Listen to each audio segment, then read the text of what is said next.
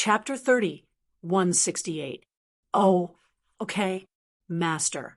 Is this person also a cultivator? What is his strength level? Pure Yang asked. This person is an Earth-class master. I don't know exactly how strong he is now, but I think it's definitely not Heaven-class. Zhong Pingliang said, send someone to kill him. Any Heaven-class master should be enough, right? Okay, but to be on the safe side, it's better to send a master with the strength of the peak late stage of Heaven class. With Lin Yi's lesson this time, we have to be careful. It's better to be safe than sorry. Pure Yang suggested, you're right. Find the person. I'll explain it to him. Zhong Pingliang pondered for a moment and nodded. The everyday sect had a lot of experts. A pure Yin Empyrean had died. And the one who came this time was a junior apprentice of pure Yang Empyrean's generation. He was called Pure Cold Empyrean. In this generation, anyone who reached the Heaven rank would be given the title of Empyrean. Pure Cold greets the Supreme Sect Master, Mad Dragon Patriarch. Pure Cold Master saw Zhong Pingliang and quickly bowed, respectfully. Pure Cold, this time, I want you to help me kill a person. Pure Yang has told you, right? Zhong Pingliang asked, replying to Mad Dragon Patriarch. I already know. The person I killed is called Tang Yuqi, a detective who returned from overseas. Pure Cold Master nodded and said, okay, the purpose of your trip this time is to kill this Tang Yuqi. Don't get involved in other things. Do you hear me? Especially avoid Lin Yi. You know about the Pure Yin, right? Pingliang paused for a moment before asking, I know. Don't worry, Mad Dragon Patriarch. I will hide from Lin Yi. I also heard about Lin Yi's matter.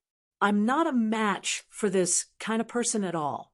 He can kill two masters with the strength of the peak late stage of Heaven class. It's definitely easy to deal with me, so I won't be stupid enough to die. Pure Cold Master said, that's good. I don't want our everyday sect to suffer any more losses. Zhong Pingliang said, when you see Lin Yi, you must hide far away. Don't provoke him. Otherwise, your death will be in vain, and I won't be able to avenge you for the time being. Yes, I understand. I'll be careful. August Patriarch Wild Dragon. When I see Lin Yi, I hide far away. Pure Cold Master was actually quite afraid. Even if Zhong Pingliang didn't say anything, he wouldn't dare to provoke Lin Yi casually. Lin Yi wasn't a normal person at all. Whoever provoked him would die. He hadn't lived long enough. All right, go ahead and investigate before taking action. Zhong Pingliang waved his hand, indicating that Pure Cold Sky Master could go. All right. Pure Cold Empyrean cupped his fists and retreated. Only Heavenly Venerate Pure Yang and Zhong Pingliang were left. Pingliang stood up and said to Pure Yang, let's go. Come with me to see Pao Zi. As long as Lin Yi doesn't die, he'll be able to survive. I wonder if he'll be able to overcome his inner demons.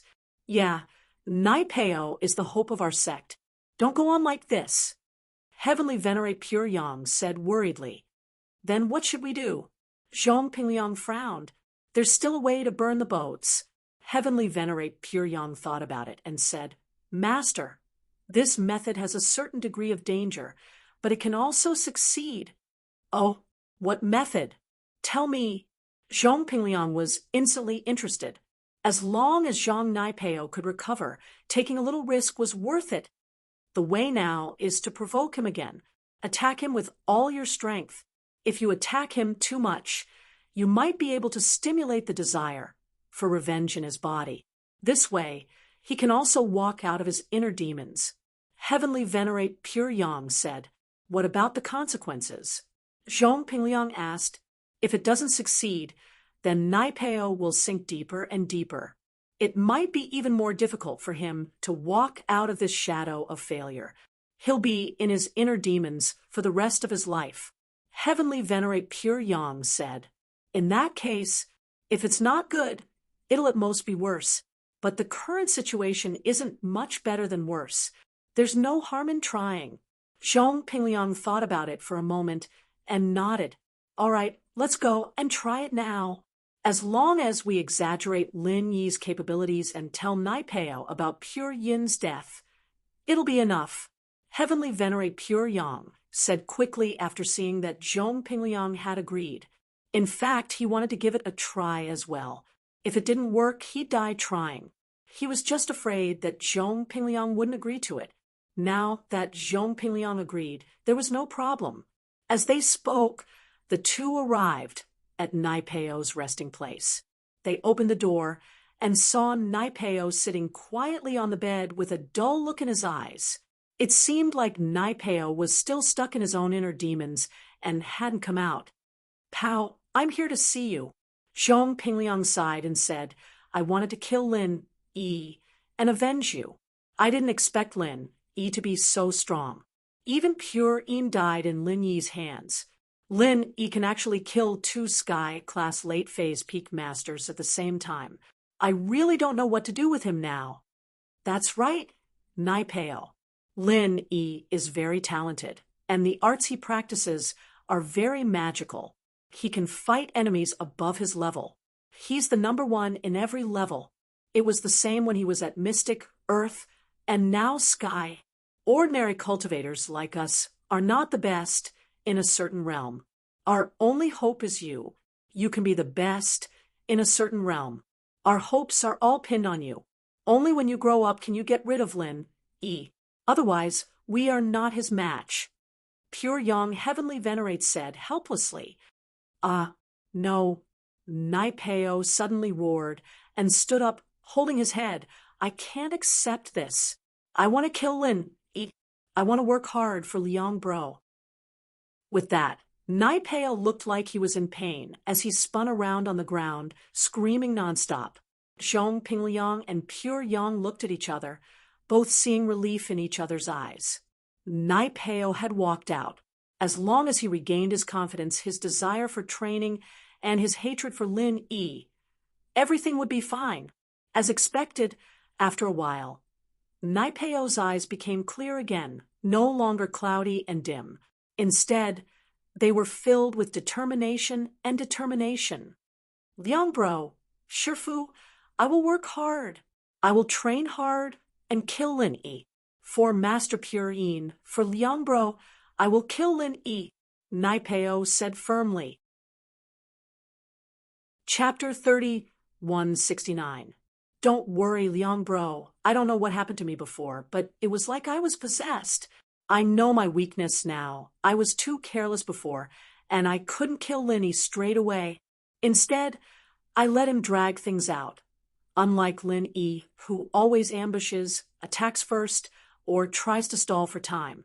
I, on the other hand, was too proud and complacent. Through this incident, I've learned one thing. Nothing is real. Only defeating the enemy is real. There's no need to talk too much. Just start the fight. Naipeo said, Great, Naipeo. You've finally figured out what it means to fight. But who hasn't been young and arrogant before? I have it. And so do Pure Yin and Pure Cold. It's just that we're lucky that we didn't encounter a freak like Lin Yi. Our strength can suppress the other party. But now, with Lin Yi, the #1 person who isn't weaker than you, we can only place our hopes on you. Pure Yang Empyrean said, Yeah, Pao, you need to train hard. That's the only way for us to have hope. Pin Liang smiled as he patted Naipeo's shoulder. Although Chunin was dead, Naipeo had walked out of his heart demon and returned to reality.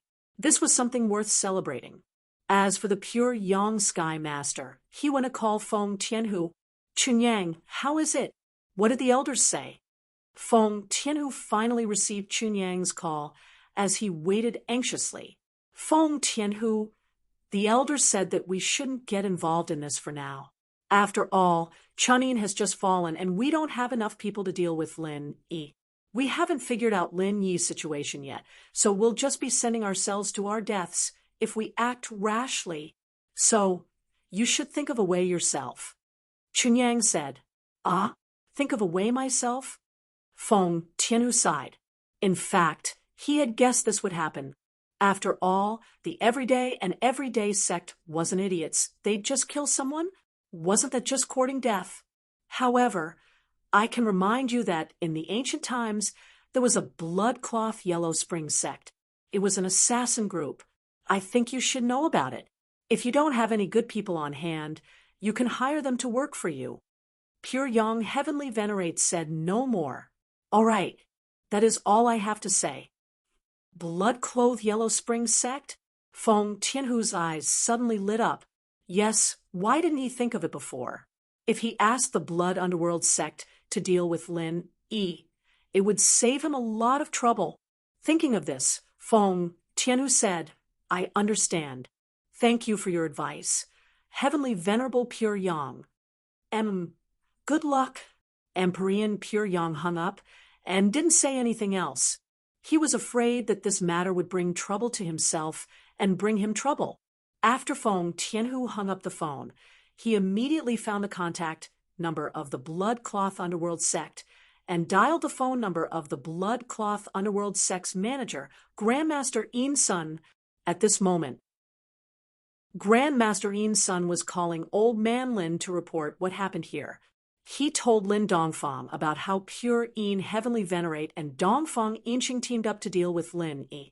Old Master, don't blame us for not reporting back. Why didn't you act on your own? You did nothing wrong. Don't blame yourselves. Lin Dongfang was also shocked and broke out in a cold sweat. If two peak late-stage heaven stage experts really went to cause trouble for Lin Yi, how would Lin Yi deal with it? Wouldn't he be dead for sure? But why didn't Mo Kongwen calculate it before? Why didn't he make a move? This made Lin Dongfang very puzzled. Yes, could it be that Mo Kongwen had already calculated the factor of the Blood-Cloth Underworld sect? Thinking about it, Lin Dongfang felt that it was very possible. After all, Mo Kongwen could even calculate the inheritors clearly.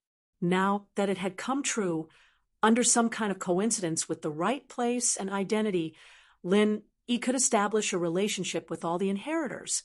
Now that he thought about it, Lin Dongfang felt that it was a little unbelievable. This kind of divination technique that could change fate was no longer a simple divination technique. It was almost the same as the means of the gods. After we killed him, we asked Master to help us keep it a secret. In fact, we wanted to give this credit to Master. This way, Master can temporarily be safe for a period of time. Grandmaster Yin Sun said, You guys did well. Lin Dongfang said, However, don't interfere too much. An appropriate amount of danger is still beneficial to little Yi's growth. We understand. This time, we had no choice. As long as Master can handle it, we will definitely not interfere. Grandmaster Yin Sun said. On the other side, Grandmaster Yin Sun had just ended his phone call with Lin Dongfang when his phone rang again.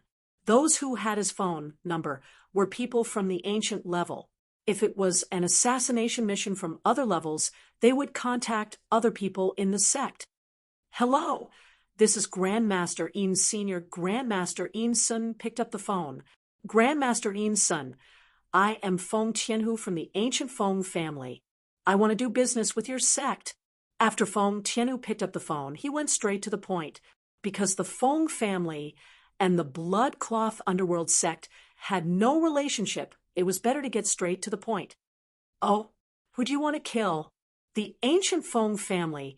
Do you still need our Blood-Cloth Underworld sect to do it? Grandmaster Yin Sun asked with some doubts. I want to kill someone personally. It has nothing to do with the Feng family. Feng Tianhu said, So please help me. Oh, what's the strength of this person? Grandmaster Yin Sun asked. Early heaven stage. Feng Tianhu replied, 1 billion. Grandmaster Yin Sun gave a price. Of course, this price was considered fair. It was basically the price of friendship in the ancient level. Okay, I'll send this person's information to your mailbox. Feng Tianhu didn't mention the fact that Lin Yi could fight an enemy above his level. If he did, it would only make the price of the assassination even higher. Anyway, Feng Tianhu didn't lie to the blood-cloth underworld sect. This Lin Yi was originally an expert in the early heaven stage. Soon, Grandmaster Yin Sen's mailbox received an email. However, when Grandmaster Yin Sen saw the information, his face suddenly changed. He was so angry that he dialed Feng Tianhu's number again. Grandmaster Yin Sen, how is it? When can you carry out the mission? Feng Tianhu thought that Grandmaster Yin Sen called to confirm the mission, so he didn't think much and asked directly. Chapter 30, 170. Feng Tianhu froze. What Don't you know that Lin Yi can fight those stronger than him? Our heaven-class mid-phase master died in Lin Yi's hands, and I heard that 2 heaven-class late-phase peak masters also died in Lin Yi's hands. Do you want us to be cannon fodder or what? The Yin Sen ancestor didn't give Feng Tianhu a chance to interrupt this, but Lin Yi is indeed a heaven-class early-phase master.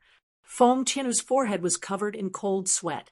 So the Blood Yellow Spring sect had already tried to assassinate Lin Yi, still didn't succeed, and they were well informed. Lin Yi had just killed 2 heaven-class late-phase peak masters, and the Blood Yellow Spring sect already knew about it, although he knew that the news would definitely spread after he told the Dongfang family. He didn't expect it to be so fast. It seemed like the Blood Yellow Spring sect's intelligence agency couldn't be underestimated. Feng Tianhu, I'm telling you, we won't take this job. Not only that, you will also become an unwelcome person in the Blood Yellow Spring sect. You better be careful, stay at home, and don't go out. If I see you, I'll definitely kill you. The Yin Sen ancestor threatened. You dare to trick us? If you said it was Lin Yi earlier, we wouldn't take this mission even if it was 10 billion. Yes, I'm really sorry, it's my negligence. Feng Tianhu was depressed. He didn't kill Lin Yi, and instead offended the Blood Yellow Spring sect. It was all his fault for trying to save money, but now the Blood Yellow Spring sect wanted to kill him instead. Humph! The Yin Sen ancestor hung up the phone. He threatened Feng Tianhu so that he wouldn't come out and target Lin Yi, but he couldn't make it too obvious, so he could only threaten him. Dark Phoenix Palace. After Chu Mengyao officially became the palace master of Dark Phoenix Palace, she settled down in the Dark Phoenix mountain range, in a house that Yuana used to live in. Mengyao had accidentally consumed a Dark Phoenix before, and the Dark Phoenix had changed her constitution, making her the same as the founder of the Dark Palace. So, on the first night of her stay in the Dark Phoenix mountain range,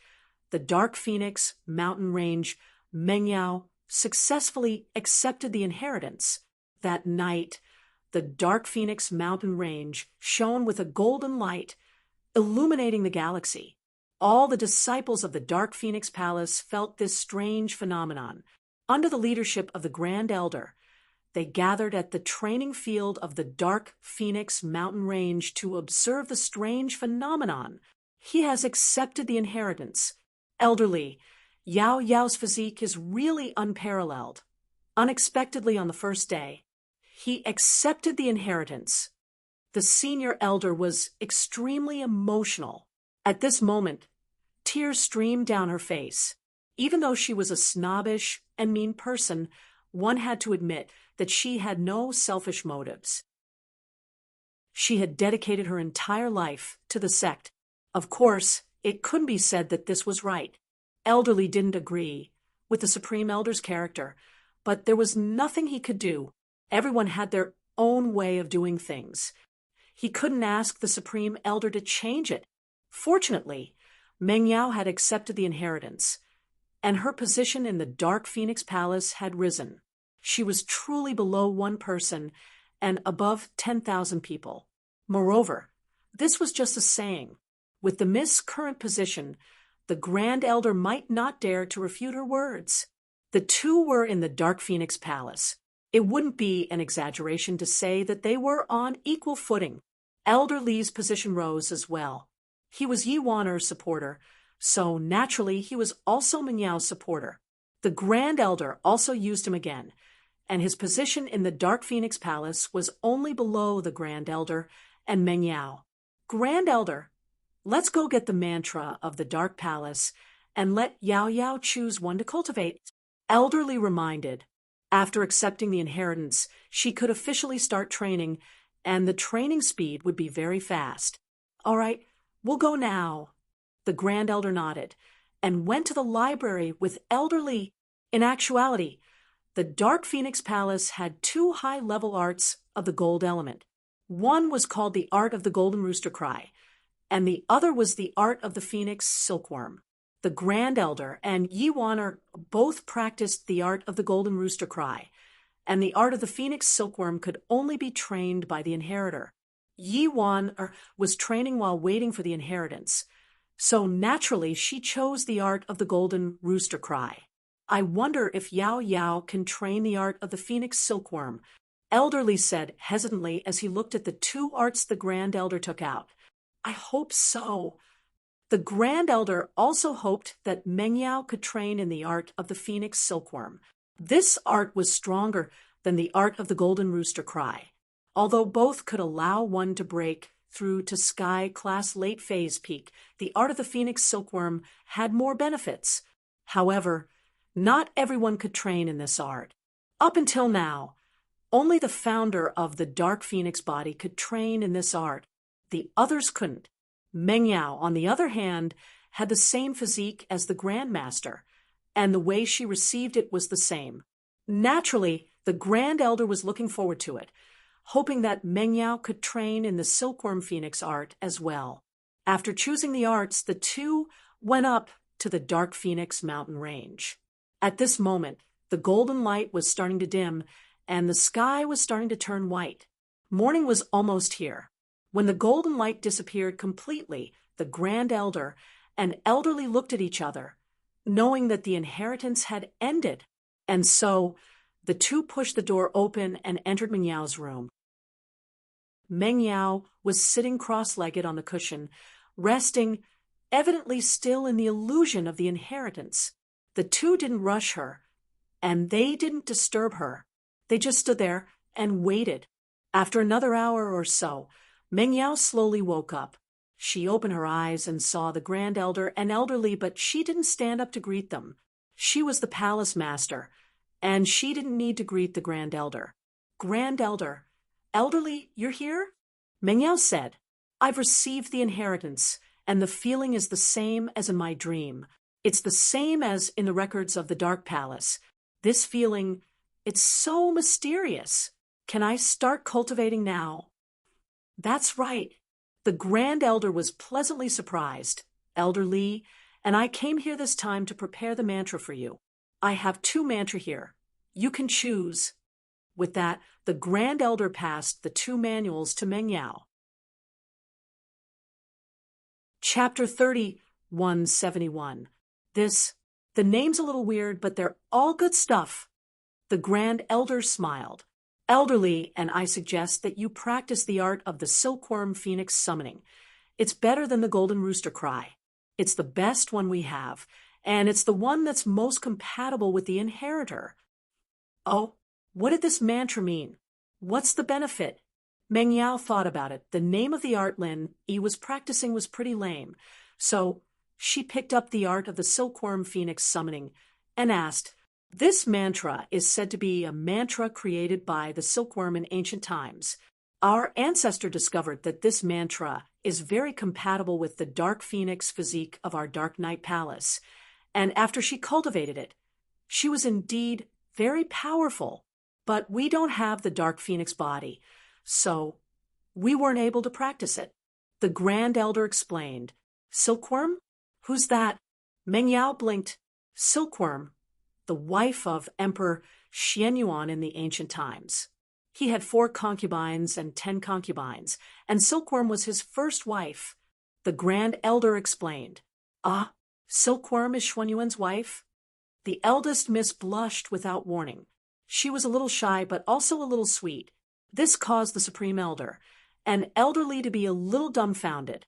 Palace Lord, what's going on? Meng Yao was quick to connect the dots. Lin Yi's art was called the Art of Dragon Mastery, and hers was called The Art of the Silkworm Phoenix Summoning. Shenyuan and silkworm, dragon and phoenix all corresponded with each other. Didn't that mean that she and Lin Yi corresponded with each other as well? The miss started blushing at the thought. Silkworm was Xuanyuan's first wife. Was she the same? Yes, it should be. They kissed before, and that meant they were in love. The miss started thinking about random things. Ahem, palace master, what's wrong? Elderly couldn't help but ask. Nothing. Meng Yao, of course, couldn't say what she was thinking. She shook her head quickly. I'm training in the Silkworm Phoenix art. It's pretty good. The name's pretty good too. Of course. The Grand Elder was puzzled. As well, Meng Yao was just saying that the name was weird. Why did it sound nice now? But the Grand Elder didn't want to know about these things. It was enough as long as Meng Yao practiced the best arts. Yao, Yao. This mantra, we haven't practiced it before. You have to figure it out yourself if you don't understand anything. You can find us to discuss it together. All right, I understand. Meng Yao nodded, her expression returning to normal. Then Elder Li, and I will return first. The very high elder said, you have successfully accepted the inheritance. This is an important piece of news. I will go inform the sect disciples and congratulate them. All right. Meng Yao stood up and sent the Grand Elder and Elder Li off before returning to the cushion. She looked at the silkworm phoenix art in her hands, a sweet smile on her face. She might not be by Lin Yi's side for now, but the next time she went back, she believed that she'd be strong enough to be Lin Yi's right hand. At that thought, Meng Yao opened up the silkworm phoenix art in her hands and started reading the mantra. The art of silkworm exorcism phoenix was a line of large words, and below those words was the text of the mantra. First stage, sky silkworm. Mortals are like ants. How can they change the path of Tao and control the world? Meng Yao frowned slightly at the tone, but continued reading anyway. The first stage of the phoenix summoning art was separated into early, mid, and late stages.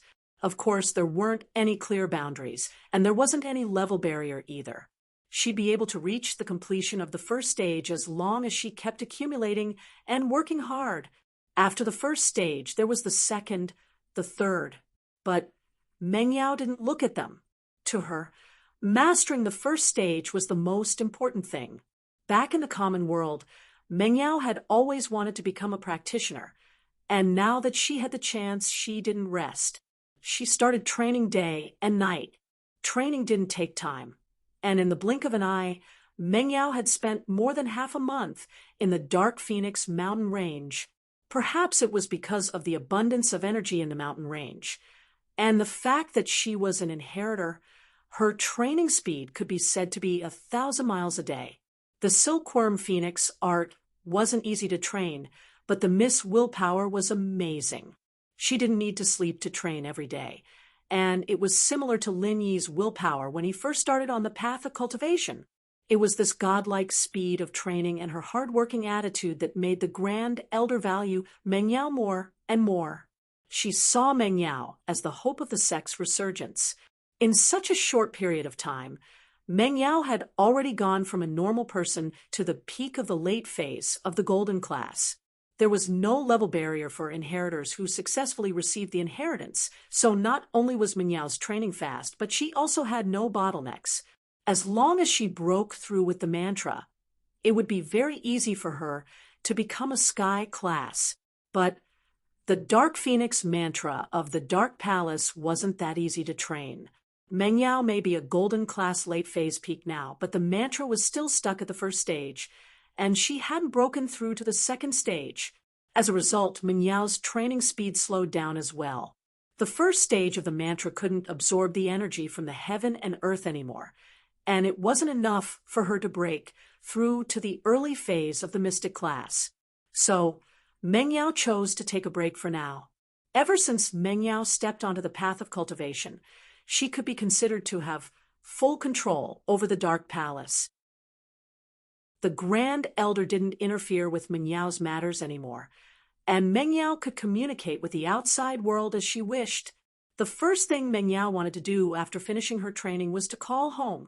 As for who to call first, Meng Yao didn't even think about it before calling the villa's number.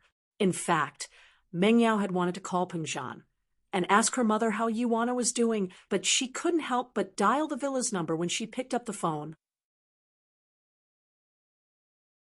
Chapter 30, 172. Although, during these days of training in the Palace of Darkness, Meng Yao would sometimes regret not understanding her feelings earlier when she returned to reality from her training state. She didn't say it until they were separated, but Meng Yao was glad that she wouldn't be able to understand her feelings if it wasn't for this separation. The phone rang a few times, but no one picked up. After a while, it turned into an automated message. Hello, this is the home of the universe's super invincible cute genius prophecy secret detective, Shu 007. If you want to leave a message for Shu, please press 1. If you want to leave a message for Shield Bro, please press 2. If you want to leave a message for Yao Yao Sis, please hang up, she's on a long trip. Pfft. Meng Yao almost burst out laughing at the last line. She knew the first few lines of the autograph, since she'd had it at home.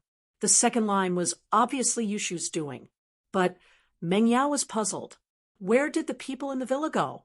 Why wasn't anyone picking up? Meng Yao looked at the time subconsciously, realizing that it was already midnight. She trained day and night and didn't really care about the time. In the Palace of Darkness, there were disciples on duty day and night, and the strong practitioners basically used training as a replacement for sleep. But even if it was midnight, Lin Yi should still be picking up the phone. Besides, if it was midnight, there should be someone in the house, right?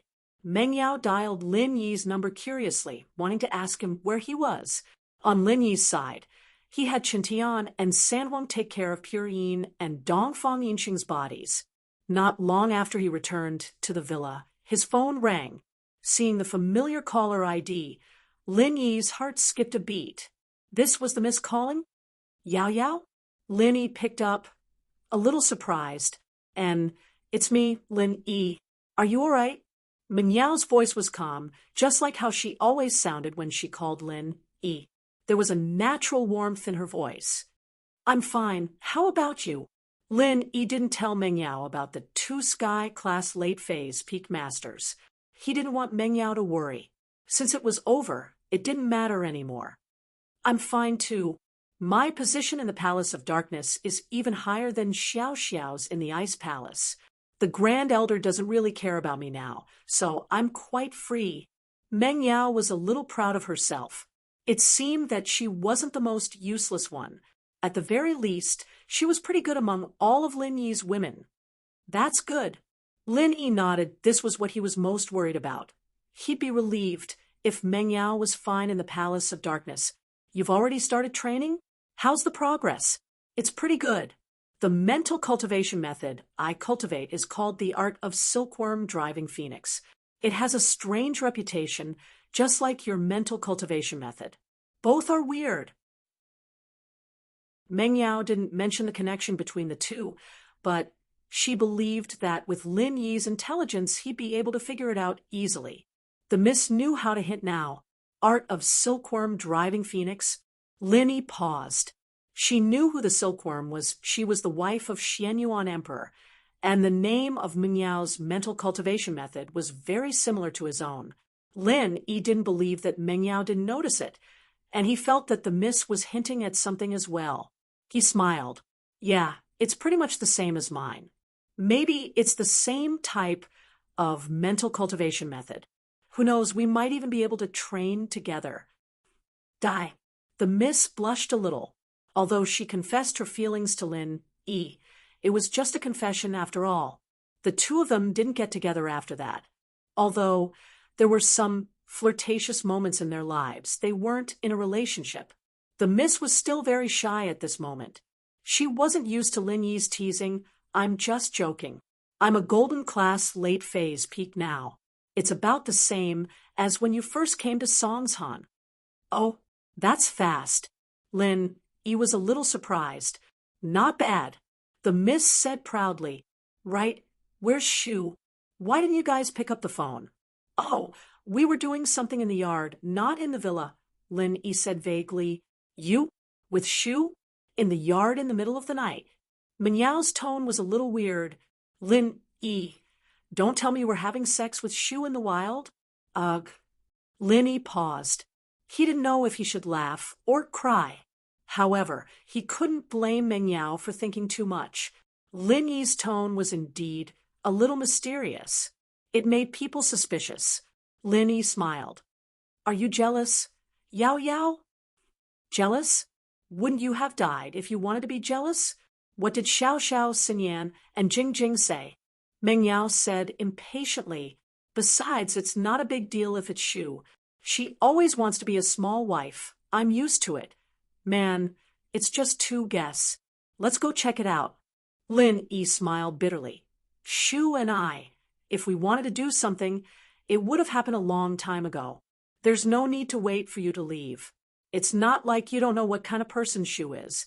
She doesn't need to hide from you if she wants to do something. That's true. Meng Yao nodded. She felt that she was overthinking. As long as you're fine, I'll give my dad a call and Shu a call. If you need anything, just text me. I'll turn off my phone when I'm cultivating. I'll contact you after I finish cultivating and see your text. Okay, Yao Yao. Take care. Lin Yi said. All right, I'm fine here. Don't worry. Meng Yao smiled. After hanging up, Lin Yi relaxed a little. It seemed that Meng Yao was doing well in the Palace of Darkness. Lin Yi couldn't help but admire the Mississippi. She had a strong aura and was able to control the situation. Meng Yao's second call was to Pengzhan. Yao Yao? Pengzhan was a businessman. Naturally, he wouldn't turn off his phone. He was surprised and happy when he received Meng Yao's call. There was no news from Meng Yao ever since she left. Pengzhan was worried, but there was nothing he could do. After all, he knew the Palace of Darkness better than anyone. If he could contact them, then he could. If he couldn't, then there was nothing he could do. It had been so many years, and there was no news from Yiwan. Meng Yao had just left. How could he expect any news from her? So Pengzhan was prepared to not see his daughter for 10 years. Chapter 30, 173. It's me. Daddy, I miss you. Meng Yao heard Pengzhan's voice, filled with emotions. I miss you too, Yao Yao. How are you doing in the Palace of Darkness? How come you can call me? Did the Grand Elder allow you to contact the outside world? Have you been in contact with Lin Yi? Pengzhan asked a bunch of questions. I'm the Palace Master of the Palace of Darkness now. No one can stop me from doing what I want here. Meng Yao said proudly, Daddy, don't worry about me. I'm fine here. The Grand Elder won't ask anything of me. Ah, Pengzhan was startled. He didn't expect Meng Yao to be this powerful. Yiwan used to be the Palace Master of the Palace of Darkness, but she didn't have much power. Meng Yao, on the other hand, was different. She just entered the Palace of Darkness and had already obtained the position she deserved. And, Daddy, I've successfully accepted the inheritance, and I'm now a golden class late phase peak. So the Grand Elder is very happy, Meng Yao explained. Right, have you seen Mommy? Are you guys all right? Your mom? Pengzhan paused, quickly asking, Yao Yao, you said that your mom is back. Yeah, you didn't see her? Meng Yao was shocked, thinking that there wouldn't be a problem. Would there? One had to know that Yiwan had gone back half a month ago. Why wasn't she home yet? No, could it be that your mom is back? Pengzhan was shocked as well, suddenly realizing that something was wrong. Daddy, wait, I'll contact you later. Meng Yao was panicking. Logically speaking, with Yiwan-er's sky-class early-phase strength, there shouldn't be any danger. But Yiwan did go back, but she didn't go home. So where could she go? Even if she was a sky-class early phase, Meng Yao didn't feel at ease. After all, the Dongfeng people were all sky-class masters, and Yiwan really wasn't their match. So Meng Yao had to find Yiwan as soon as possible. Okay, if you have news of your mom, let me know immediately. Pengzhan was panicking as well.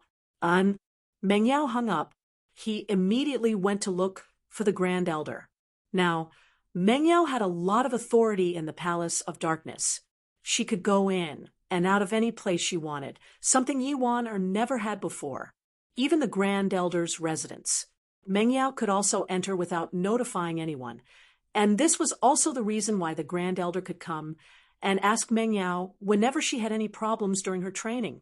So now, the disciples of the Dark Palace could see that Meng Yao was the real palace master, different from when Yi Wan was on the throne. The era of the Supreme Elder's word was already over. No one dared to go against Meng Yao's words. Whatever she said, it was the same as what the Grand Elder said. That was authority. Greetings, Palace Master. The maid beside the Grand Elder used to be a very powerful existence. He wouldn't be polite to Yi Wan, but to Meng Yao, he was very respectful. They knew very well that Meng Yao wanted them dead. The Grand Elder didn't hesitate at all. Yao Yao, you're here? Grand Elder warmly welcomed her. She was all smiles when she saw Meng Yao. The more she looked, the more satisfied she was. And Grand Elder, I called my father just now, and he said that my mother didn't go back to Donghai. Didn't our people escort her back? Meng Yao asked directly. What? Wana didn't go back? That's impossible. It's our people who accompanied her all the way to Pengzhan's company. How could they not have gone back? The elder paused, puzzled. All the way to the company? But my father said that he didn't see her. Meng Yao's heart skipped a beat. Did something really happen? Yao Yao, don't worry. I'll call the Dark Shadow Group right away. We still have people in the East Ocean City. Especially after Wana went back, I asked Elderly to send more people. They didn't report any bad news, which means that Wana is fine. The Grand Elder said, and sent someone to call Elder. The Elderly regained control of the Dark Shadow Group because of Meng Yao, and his power in the Palace of Darkness was at its peak. After Elderly arrived, the Grand Elder told Elderly about Yi Wan's situation and said, Elderly, go ask the members of the Dark Shadow Group in East Ocean City, where Wana is right now. Okay, I'll go ask now, Elderly said, and went to make the call. About 10 minutes later, Elderly came back with a weird look on his face and said to Meng Yao and the Grand Elder, Palace Master. The Dark Shadow Group said that Elder Yi is staying in a hotel opposite Pengzhan Industries in Donghai. She's been staying in the hotel ever since she came to Donghai. She'll go out occasionally and take a look at Pengzhan's place, but she won't stay overnight. She'll come back to stay at night. Staying in a hotel nearby. So, my mom didn't meet my dad? She goes home at night and only stays outside? Meng Yao heard this and felt that it was strange. Yes, but we can't be sure. After all, the Dark Shadow Group can't follow too closely. Elder Yi is also a sky class. She'll be discovered. If she gets too close, Elderly said, then, do you have any way of contacting my mom? Meng Yao asked, yes, but we need to get the Dark Shadow Group to look for her in the hotel room, because Elder Yi doesn't have a phone or any other communication tools. Elderly said, and suddenly thought of something. There's another way, which is to find the number in her hotel room and call her directly. Then we'll go with the second method. Elderly, go check it out now. Meng Yao said, okay, I'll go ask them now. Elderly nodded.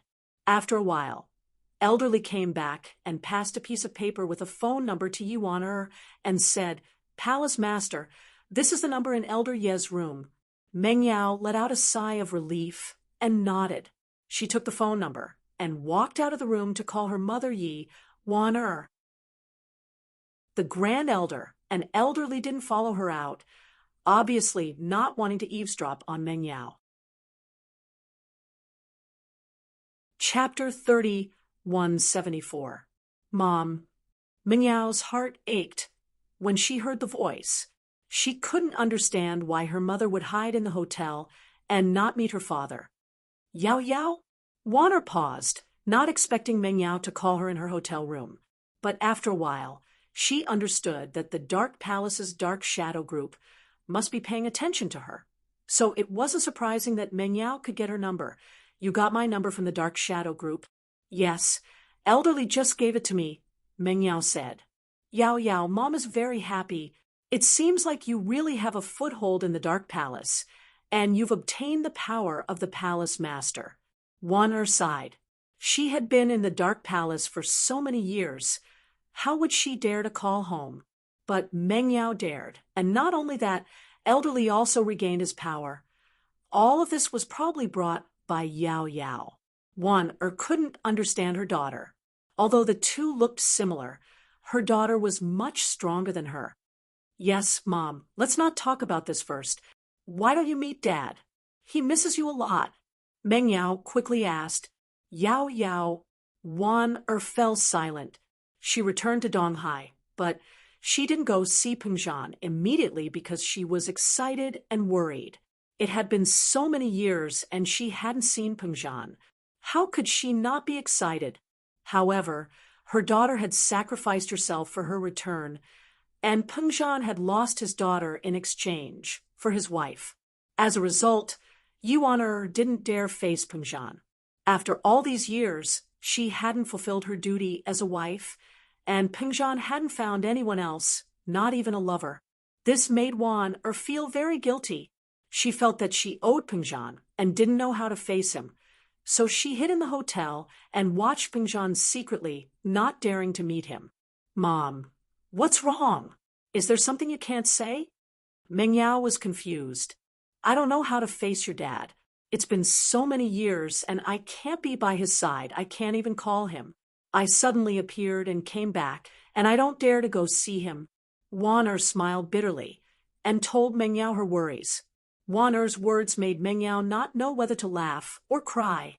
She could only comfort her. Mother, don't worry. It's a good thing that you're back. It's not your fault. It's the rules of the Palace of Darkness. Aren't they all fine now? Now think about it. Your mother is too weak. What rules, Yao Yao? You can ignore these rules. But I can't. Wan blamed herself. It's not the same. Actually, Meng Yao smiled, comforting her. Mom, I've accepted the inheritance. That's why in the Palace of Darkness, their words carry enormous weight. But you didn't accept the inheritance, so it's not your fault. Ah, you've already accepted the inheritance? Yuan was a little surprised. He didn't expect Meng Yao to accept the inheritance so quickly. And so, only the Grand Elder would give me the greatest support and freedom, but you're different, so you don't have to blame yourself. Hurry up and find Daddy. He already knows that you're back. If you don't go now, he'll definitely come looking for you. Meng Yao said. Ah, you've already told him? Yuan was startled. Naturally, she knew how much Pengzhan cared about her. She could tell from the fact that Pengzhan hadn't had anything with other women in years. So it was possible that Pengzhan would come looking for her. And so you need to make a decision quickly. Meng Yao said, how about this? Yao Yao, give me a few more days to get used to it. I've left the Palace of Darkness, and it's been a long time since I've come to the common world. I want to calm down for a few more days. Yuan said. Then, all right. Meng Yao didn't force Yuan anymore. She knew that her mother and herself were people with many things on their minds. They were always hesitating, just like how she was with Lin Yi. But after hanging up, Meng Yao dialed Pengzhan's number again. Sometimes people with this kind of personality needed someone to add fuel to the fire. Meng Yao herself was the same. If it wasn't for Shu, she wouldn't have been able to confess to Lin Yi so smoothly. So, this time, she needed to be the one to add fuel to the fire. Yao Yao, how's it going? Did you find your mother? Pengzhan had been watching the phone the whole time. He quickly picked it up when Meng Yao called. Dad, go to the XX hotel opposite your company, room 2901. Don't tell anyone I told you. Meng Yao said, go to the hotel. Pengzhan paused and understood immediately. He smiled. All right, Yao Yao, I'll go right now. I won't tell your mother. You were the one who told me she was at the hotel. Ha ha. Meng Yao laughed.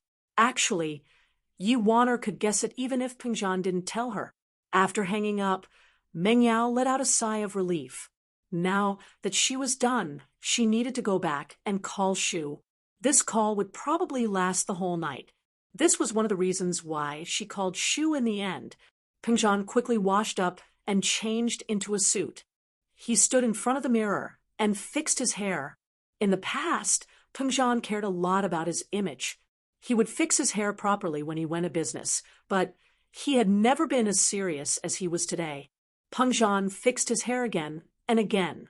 However, he couldn't help but sigh when he saw the white hair on his temples in the mirror. No matter what, he was old. In the blink of an eye, he became a middle-aged man. He wondered what Yuana looked like now.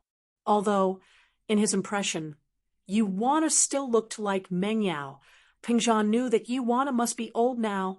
However, no matter what Yuana looked like, Peng Zhan's heart never changed. He couldn't wait to see Yuana. Finally, looking at the image in the mirror, Peng Zhan was satisfied. He rushed out of the door and drove to the hotel opposite his company. However, when he passed by a vending machine, Peng Zhan hesitated and stopped the car. He fiddled with the vending machine and got a small box. Chapter 30, 175. Peng Zhan had already made up his mind.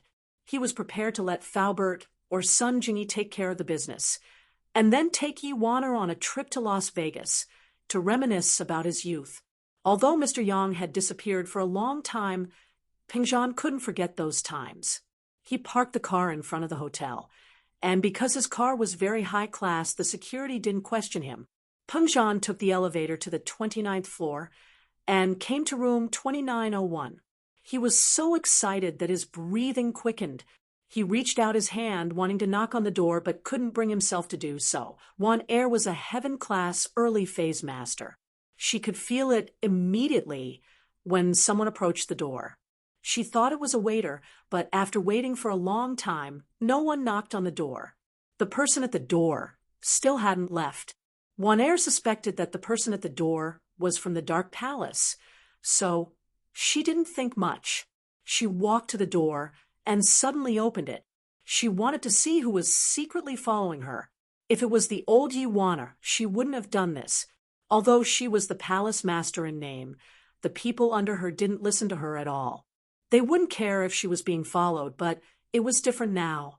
Meng Yao had a firm foothold in the Dark Palace, and with that, these people had to respect Yi Waner. Otherwise, if they pissed Meng Yao off, they'd end up like Zhao Qibing cleaning the toilet. But when the door opened, Yi Waner froze when she saw the person at the door. Peng Zhan didn't expect the door to open abruptly and jumped in fright. But when he saw Yi Waner in the room, he was stunned. Yi Waner looked the same as when she left. There weren't many changes, just like when she gave birth to Meng Yao. She'd seen Peng Zhan from afar before, but this was the first time she'd seen him up close. She felt a little sad as she looked at Peng Zhan's white sideburns. She'd been gone for so many years, leaving Peng Zhan alone at home. He didn't even call. Yi Waner's tears fell like rain. Peng Zhan, you're old. Ha, it's fine if I'm old, but you're not. An old man with a young wife. People would be envious. Peng Zhan smiled. But you wouldn't look down on me, would you? Yi Waner shook her head. I'm sorry. For so many years, I left you and Yao Yao here. You didn't have a choice, I understand. However, our daughter is very good. That grand elder is very good. Other than Mr. Yang. Only Yao Yao can suppress her. Peng Zhan sighed, and Waner couldn't hold it in any longer and threw herself into Peng Zhan's embrace. The two had been separated for more than 10 years, and now they were finally reunited. Peng Zhan held Yi Waner in his arms. After entering the room, he casually closed the door. Ling Shan had been very troubled lately, for no other reason than that Tang Yuqi's pursuit was getting more and more obvious. Ling Shan didn't know what to do. On one hand, Tang Yuqi was one of the best crime-solving experts. With him in the police force, Ling Shan felt a lot less pressure. Tang Yuqi only needed to take a look at the cases, and he would be able to solve them easily. On the other hand, Tang Yuqi's salary was very low, the same as the police officers in the team. This made the people in the police force very satisfied with Tang Yuqi. Who wouldn't want such a cheap and capable employee? And so Ling Shan couldn't fire him, even if she wanted to. She could only act like she didn't know anything about Tang Yuqi's pursuit. Ling Shan, let's have dinner after work. Tang Yuqi finished his work and walked over with a smile. Last night, Tang Yuqi had just used a qi gathering pill and successfully broke through to Sky Class Early Phase. In actuality, Tang Yuqi didn't want to use pills to level up, but for Ling Shan, to make Ling Shan think that he was strong, he had to use pills frequently. The resources of the association were very plentiful, and Tang Yuqi was a core member of the association, so he had quite a lot of them. Tang Yuqi heard from other people that Ling Shan's criteria for a partner was to be stronger than her. That was why Tang Yuqi was in such a rush to level up. He wanted to increase the distance between him and Ling Shan. Ling Shan was an Earth Class Early Phase, and if he wanted to increase the distance between them, he had to be a Sky Class Early Phase. No, I still have things to do. Ling Shan didn't even raise her head from the case file in her hands. I just broke through to Sky Class yesterday as a colleague and a friend. Aren't you going to help me celebrate? Tang Yuqi said. You broke through? Ling Shan paused. A little surprised, Tang Yuqi had broken through so many times recently, and he was now a Sky Class? Wasn't this a little too fast? Yeah, so why don't we celebrate? Tang Yuqi smiled. I really have things to do today. I'll check the time after I'm done. Even so, Ling Shan didn't want to go out alone with Tang Yuqi anymore. She knew what Tang Yuqi was trying to achieve, so she didn't want to eat alone with him anymore. There was already someone in her heart, and she couldn't accept Tang Yuqi anymore. I see. Then I'll wait for you. Tang Yuqi naturally didn't want to give up. Is there anything I can help with? These cases are from the past, and some of the victims' families have been asking about the progress. I want to rearrange these cases and see if there are any clues. Ling Shan said, if you don't have anything else, I'll give you half of it, and you can look at it together. Ah, okay. Tang Yuqi was speechless. Many of these cases that had been squeezed out in the past were years old. Looking at them now, not to mention so many cases, it was extremely difficult to find a clue to one of them. How long would it take to sort out all these clues and clues? How was this something that could be done in one night? But since Ling Shan said that, there was nothing Tang Yuqi could do about it. He could be with Ling Shan anyways. Working a little more wasn't a big deal. With that thought, Tang Yuqi picked up a couple of scrolls and started reading. Chapter 30, 176. Nah, I'll just order some takeout. Ling Shan said. Ling Shan, why are you always avoiding me? Tang Yuqi finally asked the question he'd been holding in his heart for a long time. He'd been trying his best to maintain his image in front of Ling Shan all this time, and he'd found out about Ling Shan's criteria for a mate as well. He felt that he fit the criteria perfectly, so he didn't understand why Ling Shan wouldn't accept him. He and Ling Shan were in the same line of work, and they had plenty of things in common. They were both practitioners too, and he was stronger than Ling Shan. These were all things that fit Ling Shan's criteria for a mate. But why did Ling Shan keep rejecting him? Tang Yuqi didn't think that he wasn't good enough. He felt that the problem lay with Ling Shan, and so he gathered his courage to ask, Tang Yuqi, what do you want to say? Ling Shan frowned.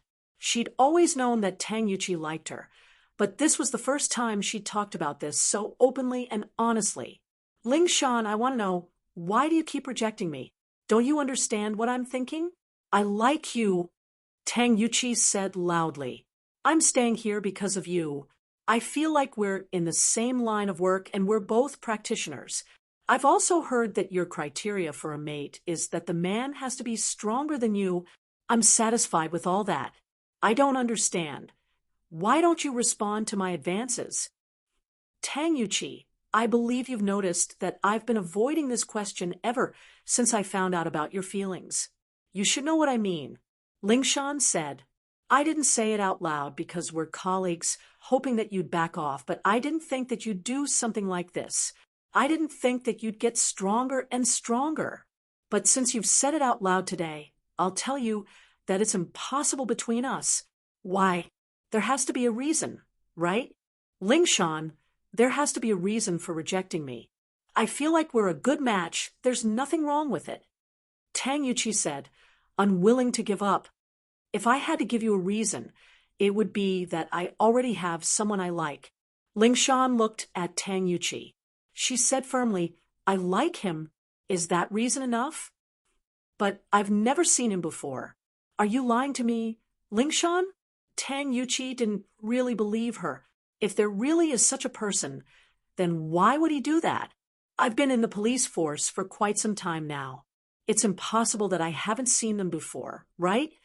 He was very busy and had many things to do, so I didn't disturb him. Lingshan said, Tang Yuqi, I can't deny that you're very good, but I'm speaking from a very fair perspective. He's much more powerful than you, so please let go of this matter. This is good for all of us. No, I don't believe it. Tang Yuqi said unwillingly, I'm a heaven stage expert, an expert in solving cases. How can he be better than me? Lingshan, don't lie to me. There's no such person, right? Sorry, I don't need to lie to you. Lingshan shrugged. Tang Yuqi, it doesn't matter if you believe it or not. In short, this person really exists. All right, Lingshan, since you say that he's stronger than me, then I'll challenge him to a duel. Let's see who's stronger. Tang Yuqi said, if he's stronger than me, then I'll accept it wholeheartedly. If he's weaker than me, Lingshan, I hope you can reconsider. Tang Yuqi, why are you so stubborn? Lingshan didn't know what to do, but Tang Yuqi's way of doing things was very gentlemanly. After all, he wanted to compete with Lin Yi, and even if he won, he'd only let Lingshan consider him. Lingshan really couldn't say anything harsh to him. I hope you'll give me this chance. Tang Yuqi said firmly, I can't promise you that. If you really want to challenge him, I can find some time to talk to him, but I can't guarantee that he'll accept it. Lingshan said, all right, if he's really as strong as you say, a big hero, then he'll definitely accept my challenge. He won't be a coward. Tang Yuqi knew how to provoke her, and Lingshan knew what he was thinking. She only smiled faintly and didn't take it to heart. In fact, Lingshan hadn't seen Lin Yi in a while, and she missed Lin Yi a lot. But she heard that Lin Yi was very busy these days being a bodyguard for Su Shirhan, and the company's new product was on the market. So she didn't want to disturb Lin Yi. She hadn't encountered any difficult cases that she couldn't solve either. Tang Yuqi could take care of normal cases, and she didn't need Lin Yi's help. So there was no reason for Lingshan to ask Lin Yi for help. Now was an opportunity Lin Yi wanted to challenge him, and Lingshan could use this to ask Lin Yi out and meet him. This was also why Lingshan agreed to help Tang Yuqi. I'll talk to him, Lingshan said. All right, if that's the case, then I won't pester you anymore. I'll take the case file back and look at it. If you want to stay in the office, then we can continue. I'll go back first. Tang Yuqi didn't pester her anymore after achieving his goal. Lingshan was a little surprised. She nodded. I'll look at it for a while. All right, see you tomorrow. Tang Yuqi didn't say much and left the office with the case file. After Tang Yuqi left, Lingshan sighed and called Lin Yi. Lingshan? Lin Yi was a little surprised when he picked up. Lingshan hadn't contacted him for a while. Is there another case you can't solve? Not really. Lingshan heard Lin Yi's words and felt a little embarrassed. It was as if she was useless. Every time she looked for Lin Yi, it was to solve a case. She quickly said, it's like this. There's a colleague in the police station who's chasing me. Colleague? Pursue you? Lin Yi paused. You called me just to tell me this? Ha. I rejected him and told him that I already have someone I like, but he wants to challenge you. Lingshan said. Puffed. Lin Yi didn't know whether to laugh or cry. I'm a practitioner, and a Sky class at that. He wants to challenge me? Actually, he's a practitioner too, and a Sky class. Ling Shan smiled bitterly. Chapter 30, 177. It's like this. Ling Shan didn't say anything about Tang Yin. He's actually a detective who came back from overseas, very famous. He came to our police station to fight, and he's only taking the salary of an assistant police officer, but he's working as an international detective. We were quite happy that he came, but who knew that his real goal was to pursue me, a Sky class from overseas? Lin Yi was even more confused. There's a Sky class from overseas, and this heaven rank expert actually ran over here? That's right. He belongs to an organization called the Overseas Practitioners Association. His name is Tang Yuqi. Have you heard of him? Ling Shan said. Tang Yuqi? Lin Yi paused. This name was quite familiar.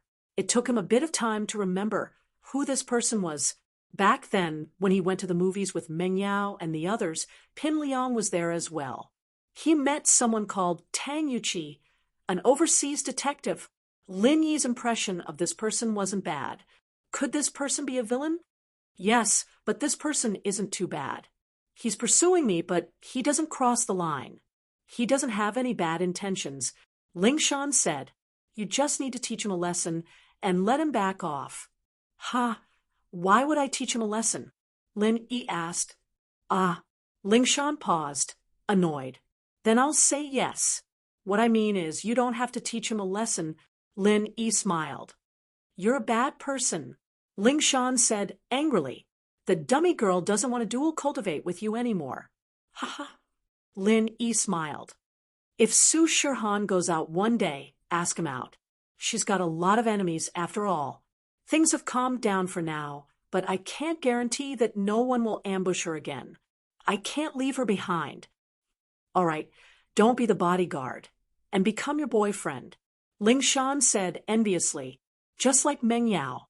Yao Yao's gone. Lin Yi sighed. What? Gone? What do you mean? She's dead? Ling Shan asked, shocked. Usually, when someone said gone with a heavy tone, it meant that the person had passed away. Lin Yi's tone wasn't very nice, so Ling Shan couldn't be blamed for thinking too much. Puffed. Lin Yi didn't know whether to laugh or cry. I went to an ancient sect and became its successor, so I had no choice but to go there.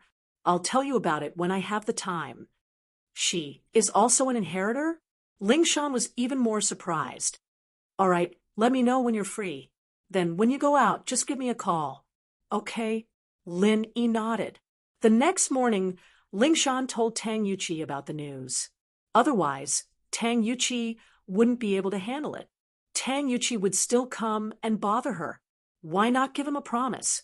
Then he had to wait patiently. He agreed? Good. I really didn't expect him to be the bodyguard of a superstar. This person's skills should be pretty good, but I'm a heaven rank expert. Is he that confident that he can beat me? Tang Yuqi said to himself. Ling Shan told him that Lin Yi was Su Shirhan's bodyguard and that he was busy these days, so he didn't come looking for her. With that, Tang Yuqi believed her. After all, when a superstar went out, a bodyguard had to be with them 24/7. He agreed, but don't get your hopes up. You're strong, but he's even stronger. Ling Shan poured a bucket of cold water on Tang Yuqi. It's okay. I'll prove myself. Tang Yuqi was full of confidence after Lin Yi agreed he didn't bother him anymore and went to look at the case files. Ling Shan was just about to sit down when her phone rang. It was an unfamiliar number. She picked it up politely. Hello, I'm Donghai City's Ling Shan from the police station.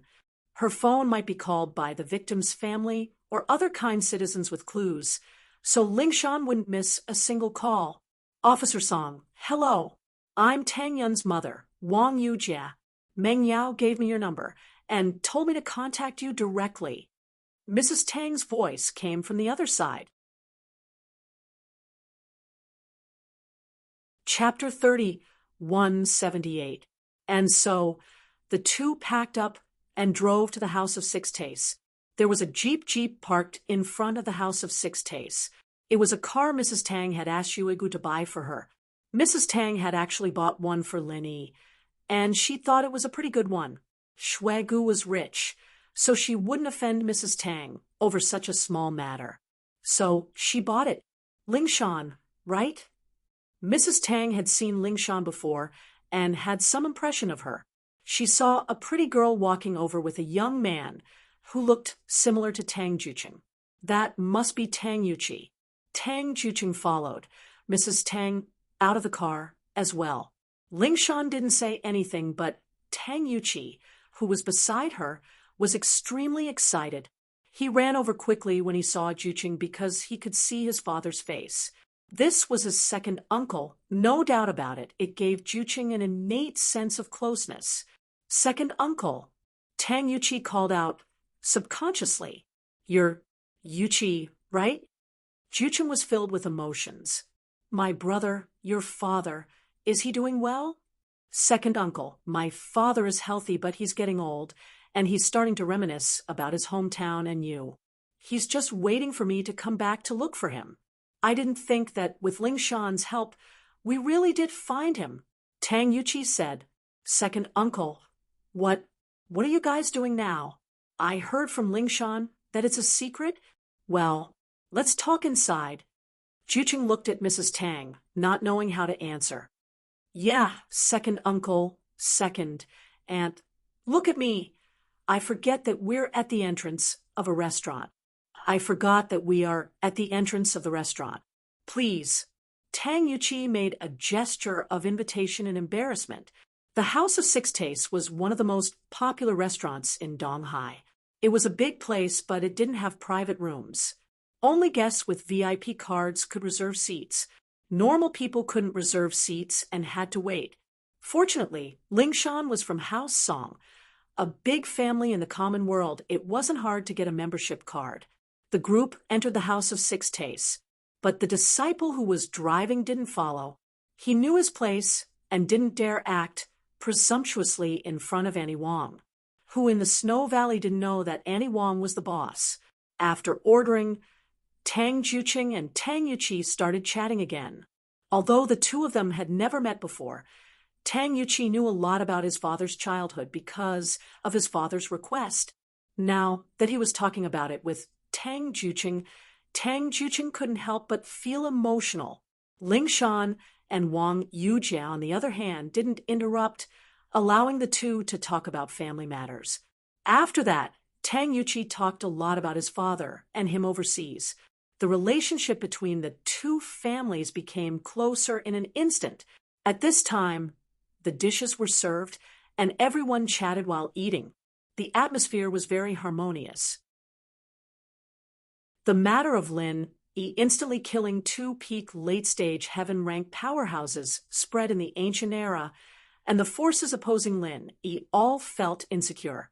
Other forces that had nothing to do with Lin Yi were also hesitating whether they should extend an olive branch to Lin Yi. As for those who were on good terms with Lin Yi, they were all very happy. However, as Lin Yi's follower, Feng Shipian wasn't very happy. Dongfang Xiaocui told Feng Shipian everything about her, hoping that he could ask Lin Yi to let Dongfang Xiaocui go. To be honest, Feng Shipian was very angry with Dongfang Xiaocui's doing. She wanted to kill her half-sister, and this sister couldn't threaten her or his position at all, but she still wanted to assassinate her. This made Feng Shipian feel that his mother was very brainless, so he only answered vaguely and didn't agree to help because he didn't know how to ask Lin Yi for this. He was Lin Yi's follower, yes, but asking for forgiveness for his mother's wrongdoing, Feng Shipian didn't think it was appropriate. After all, he and his father begged Lin Yi to help protect Su Shirhan, and now he wanted Lin Yi to forgive the enemy that targeted Su Shirhan. Wasn't this a conflict? But at the end of the day, Dongfang Xiaocui was Feng Shipian's mother, and Feng Shipian was a very kind person. Since he was willing to help Nitian get the medicine, he couldn't be cruel to his own mother. So, In the end, he still called Lin E. Shipian, how is it? Any news? Lin E picked up and asked, Boss, it's not that there's news, but there's something I don't know how to tell you. Feng Shipian was hesitant. What's wrong? What can't you say? Lin E was confused. Why are you being so polite with me? If you have something to say, just say it. It's like this, boss. The assassination against my sister was actually led by my mother. Feng Shipian said carefully. I know. Isn't your grandfather Dongfang Badeo from the Dongfang family? Linny knew about this, but I'm sorry I killed your second uncle. Sweat. I don't have any feelings for them, and we haven't lived together since we were young. We rarely see each other. Feng Shipian said, What I mean is, can you forgive my mother? Don't kill her? Why would I kill her? Linny heard Feng Shipian's words and suddenly froze. The thing against my sister was done by my mother. And now the ancient level has spread, saying that you can instantly kill 2 heaven-class late-phase peak masters. So my mother is afraid that you will take revenge on her. Feng Shipian explained. Shipian, I'm just Xiaohan's bodyguard. I only protect her and not let others hurt her. As for who is targeting her, I really don't need to take the initiative to find them. My purpose is to scare them so that they don't cause trouble for Xiaohan. That's enough. After listening, Linny said, and even if I want to find trouble, I will go to the Dongfang family and not her. In fact, protecting Su Shihan was only Lin Yi's job, and the real enemy of Lin Yi, it was the Dongfang family. Lin Yi killed Dongfang Jin. This was a trouble that would not stop until he was dead. As for Dongfang Xiaocui, without the Dongfang family, she was a poor woman. Then I'm relieved. Thank you, boss. Feng Shipian said with a sigh of relief. It's nothing. So, Xiaohan is not in danger for the time being? Lin Yi asked. Chapter 30, 179. Not really, Xiaohan and I are good friends. I can't ignore her safety. Linny said, I can just relax a bit. That's good. I'll let you know if there's anything new, Feng Shipian said. After hanging up the phone, Lin Yi told Shihan the news. Shihan was surprised and happy. So, I'm not in danger for now. I can go out for a walk? Of course. Linny nodded. He could see that Shihan had been staying in the villa for a while. She must be bored. Now that she could relax, it was a good thing. Then, can you go out with me? I've been in Donghai for so long, I haven't gone out yet, Shihan said excitedly. The last time I came to Donghai, I ate at a restaurant called Six Taste House. It was very delicious. Can you bring me there? Su Shihan had been to Donghai City when she was the spokesperson for Fatty Lie's company. She had eaten at the Six Taste House once, and it made her forget to go home. This time in Donghai City, because someone was after her, she could only stay at home. Now that the danger was over, the first place she thought of was the Six Taste House. Okay, Linny knew about Six Taste House, but he had never been there before. Faubert had bought takeout from Six Taste House and sent it to them. It was really good. Six Taste House usually didn't allow takeout, but Pengzhan was the chairman of Donghai Chamber of Commerce. His status was different. Six Taste House was a business in Donghai. No matter how strict the rules were, it was impossible for them to not change.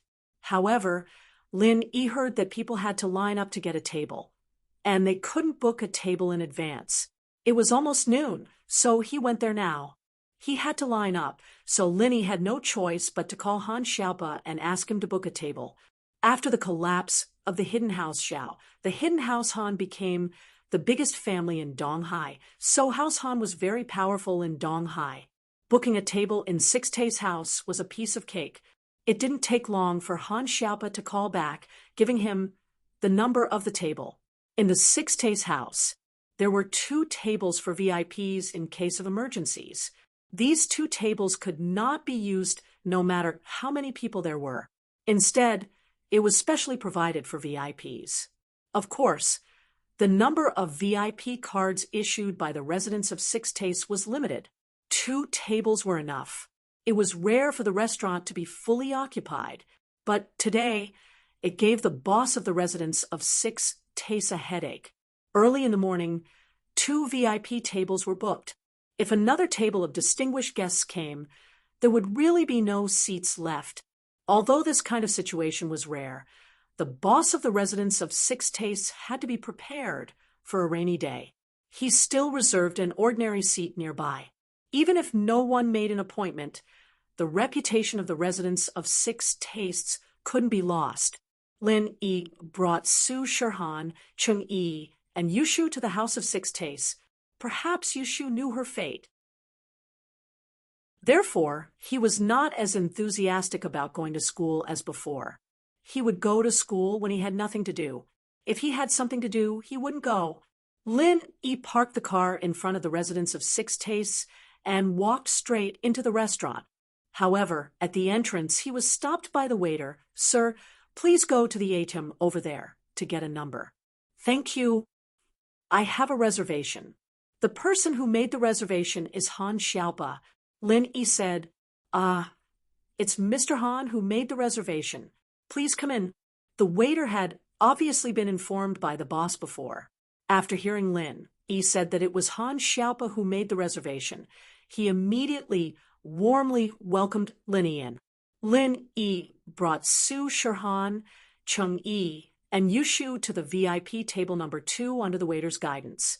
However, just as he walked over, Lin Yi was stunned, because Lin Yi saw 3 familiar faces at the VIP table number 1. One was Song Lingshan, the other was Tang Yuqi, who he met at the theater, and the last person shocked Lin Yi, because that person was from Shuegu. At this moment, Song Lingshan and the others also saw Lin Yi walking in. Song Lingshan was also a little shocked. If it was any other day, she would be very happy to see Lin Yi, but today, the person she didn't want to see the most was Lin Yi. There was no other reason. Meng Yao had repeatedly told her to keep Tang Yun's matter a secret, but now Lin Yi met her. On the other hand, Tang Yuqi obviously didn't know that Lin Yi was Song Lingshan's lover. He was a detective, and his memory was very good. Naturally, he had an impression of Lin Yi. He knew that he met this person at the theater, so he politely nodded to Lin Yi. Mrs. Tang and Tang Juqing, on the other hand, felt a little awkward and nervous. Tang Juqing didn't have his own opinion, so he could only look at Mrs. Tang for help, hoping that she could solve this problem. "Lingshan, are you here?" "Annie Wang, why are you here? Aren't you the patrolling watcher?" Lin Yi was confused, but he didn't mention anything about Shuegu. After all, he didn't know if Mrs. Tang had told Song Lingshan and Tang Yuqi about her identity, so Lin Yi only told them about her weird position. Mrs. Tang was a smart person. She understood immediately that Lin Yi didn't remember Tang Yun or anything related to her. Tang Yun was always by her side when she interacted with Lin Yi. She and Lin Yi basically didn't do anything that left a deep impression, so it was impossible for Lin Yi to know her. He wouldn't remember Tang Yun, so Mrs. Tang wasn't nervous. So it's Lin Yi. Auntie Wang came from Shuiga this time for some private business. Your husband's nephew came back from overseas, and with Officer Song's help we got in touch, so we're having a meal together, Mrs. Tang explained. Lin Yi nodded. He was a little confused as to how Lingshan knew that Mrs. Tang was from Shuegu, but it wasn't a good time to ask. He only nodded. "My friend and I are also here for a meal. I won't disturb you then, Auntie Wang.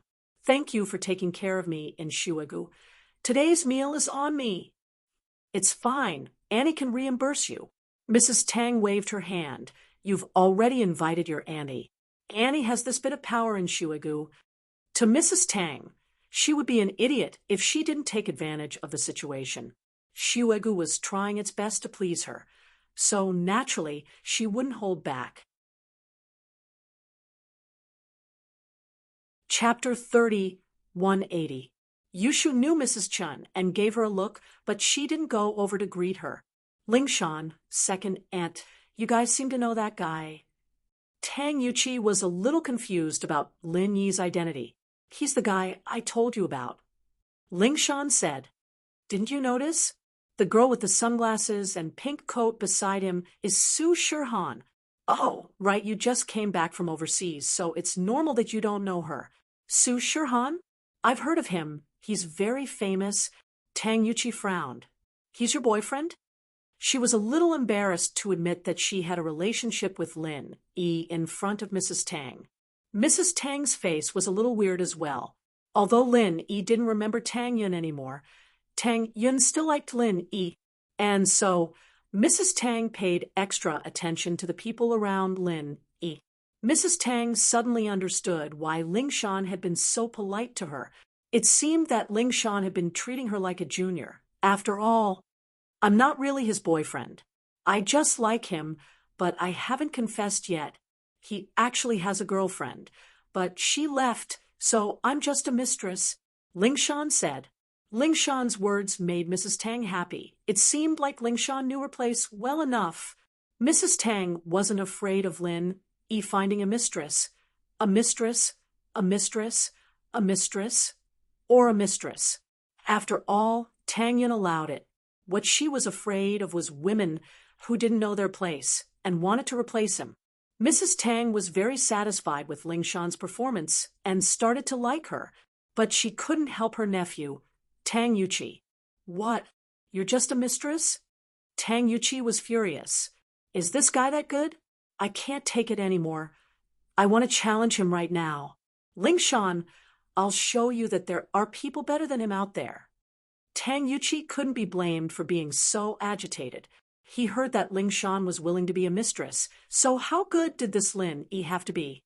And so he wasn't satisfied.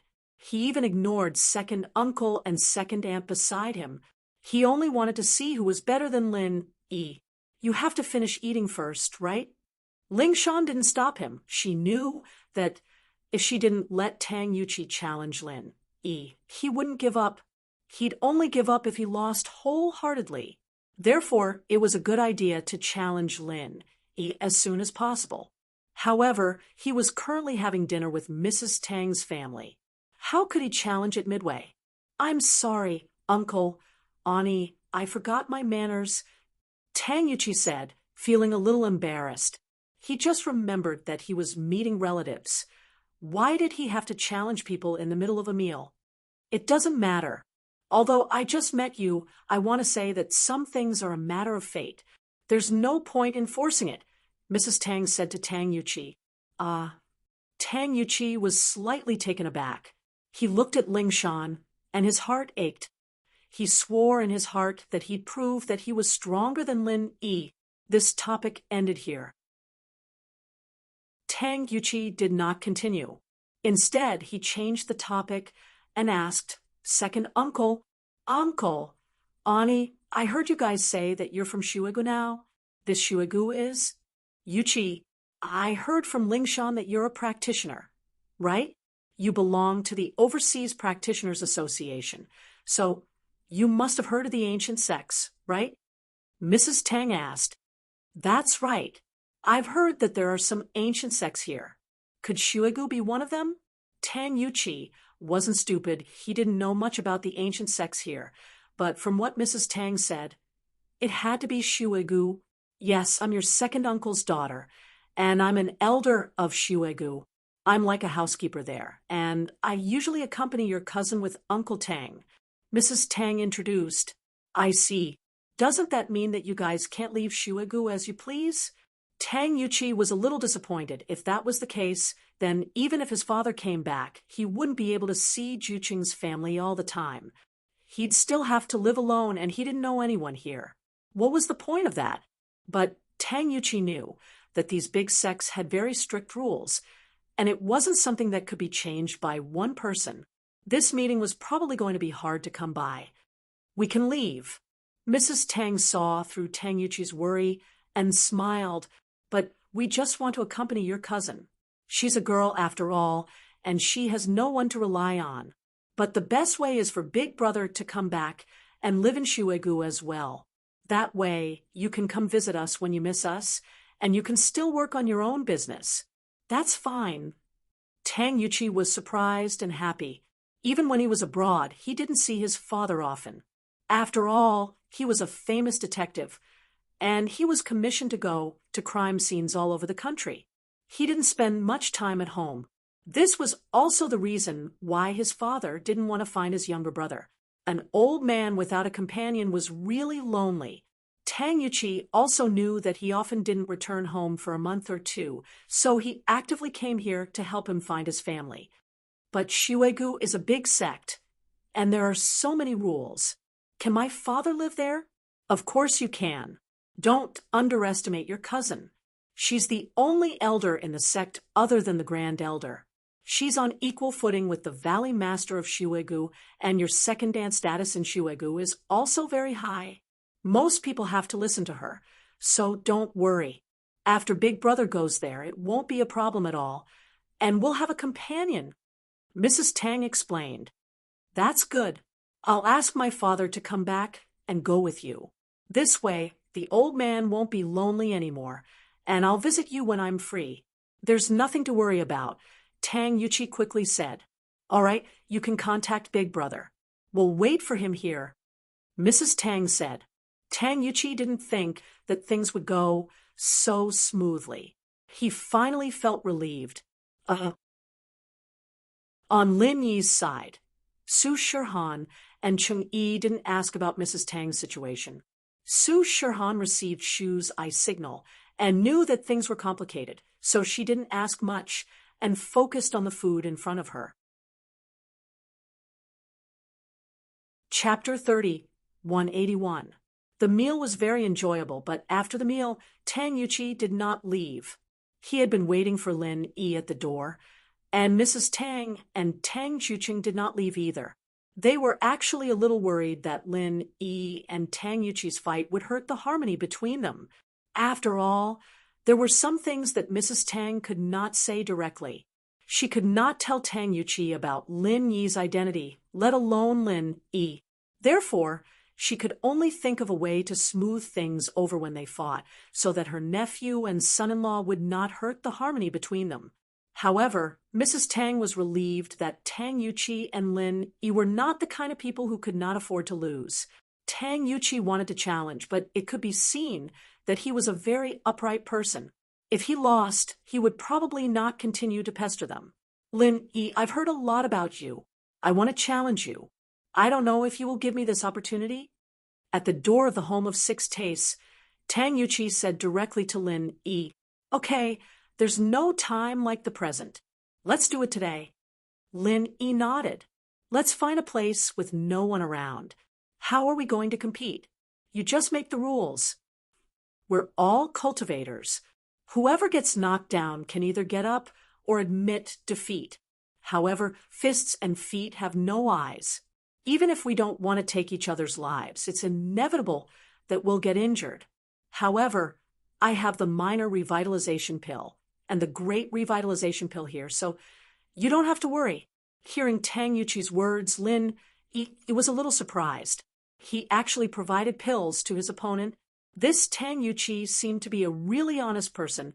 However, the more he was like this, the happier Lin Yi was. After all, Aunt Wang had helped him a lot in Snow Valley, and he did not want to become enemies with her relatives. Sure, but I don't need pills. Lin Yi smiled. You mean the person who will be injured will definitely be me? Tang Yuchi's expression changed, but he did not lose his temper. He only said, It's good to be confident. We'll only know after the competition. Ling Shan naturally knew that Tang Yuchi had misunderstood Lin Yi's intentions. Lin Yi could heal himself and didn't need medicine at all, but she couldn't explain it. I know an abandoned construction site nearby. Let's go there. Sure. Lin Yi and Tang Yuchi both nodded, and so Ling Shan's car led the way, with Mrs. Tang's and Lin Yi's 2 jeeps following behind, heading towards the construction site. Dragon Throne full text reading, however, when they were on the road. Lin Yi's keen senses told him that they were being followed, although Lin Yi didn't know where the stalker was. For the time being, he didn't know how strong the other party was. However, there was no need to think about it. to be able to hide from him and follow him, the other party must have extraordinary strength. Most likely, the other party's strength was above his. However, Lin Yi was troubled as well. Who was following them? According to what Feng Shipian had said, his enemies from the ancient sects were all afraid that he would cause trouble for them. Who would dare to cause trouble for him? Plus, Lin Yi's jade didn't react at all, so it seemed like there was no danger. Could it be that this person's target wasn't him? Or was he further away? Or was this person's target Tang Yuqi? Even Lin Yi found the thought funny. After all, among these people, there was only one. Other than Tang Yuqi and the driver disciple, they were all people that Lin Yi had tacitly accepted. They were Lin Yi's teammates, and the jade would warn them if they were in danger.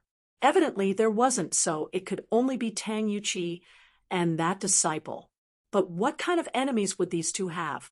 One was a detective who had returned from overseas, and the other was a disciple randomly sent by the Snow Valley. The stalker was obviously an expert, and the possibility of targeting these two people was very low. But no matter what, Lin Yi didn't let his guard down at all, and continued to search for the direction of the stalker.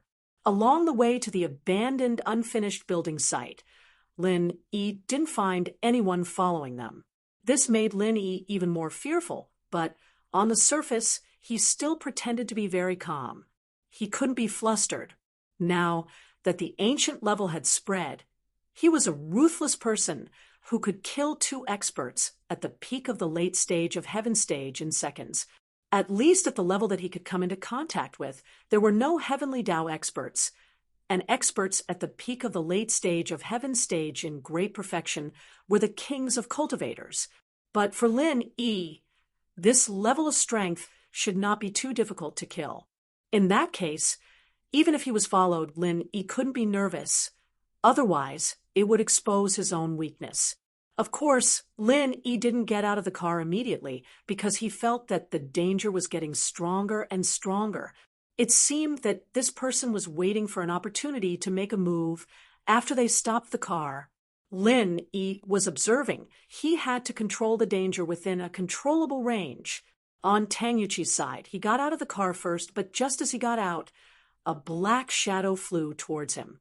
Lin Yi was shocked, but he didn't dare to make a move. After all, Lin Yi saw clearly at this moment that the person in front of him actually had the strength of the peak of the late stage of Heaven Stage. After all, Tang Yuqi was also a Heaven Stage expert, and he was a detective. His sixth sense was not ordinary. When he felt danger, he suddenly used his true energy to protect his body and began to choose to retreat and dodge. But the strength of the other party was too strong. Even if Tang Yuqi dodged, he still couldn't completely avoid it. A palm hit Tang Yuqi's left shoulder, and Tang Yuqi's whole body was hit by this powerful force and flew out, crashing into a wall of the unfinished building.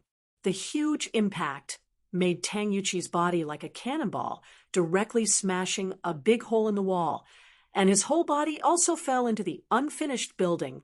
But in this way, the black shadow lost the target of attack and temporarily couldn't find Tang Yuqi in his line of sight. He could only stop his attack and wait for Tang Yuqi to run out of the unfinished building himself. Otherwise, he couldn't just attack the unfinished building directly, right? This created a chance for Tang Yuqi to survive. And he didn't die here. Who are you? How dare you hurt someone? Mrs. Tang was both shocked and angry.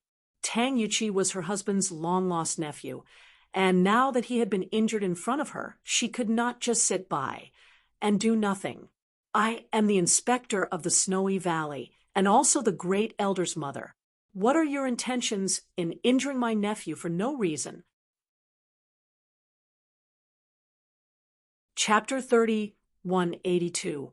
Although he didn't hear clearly what position she held in the Snow Valley, the identity of the great elder's mother was enough to make pure cold master worry.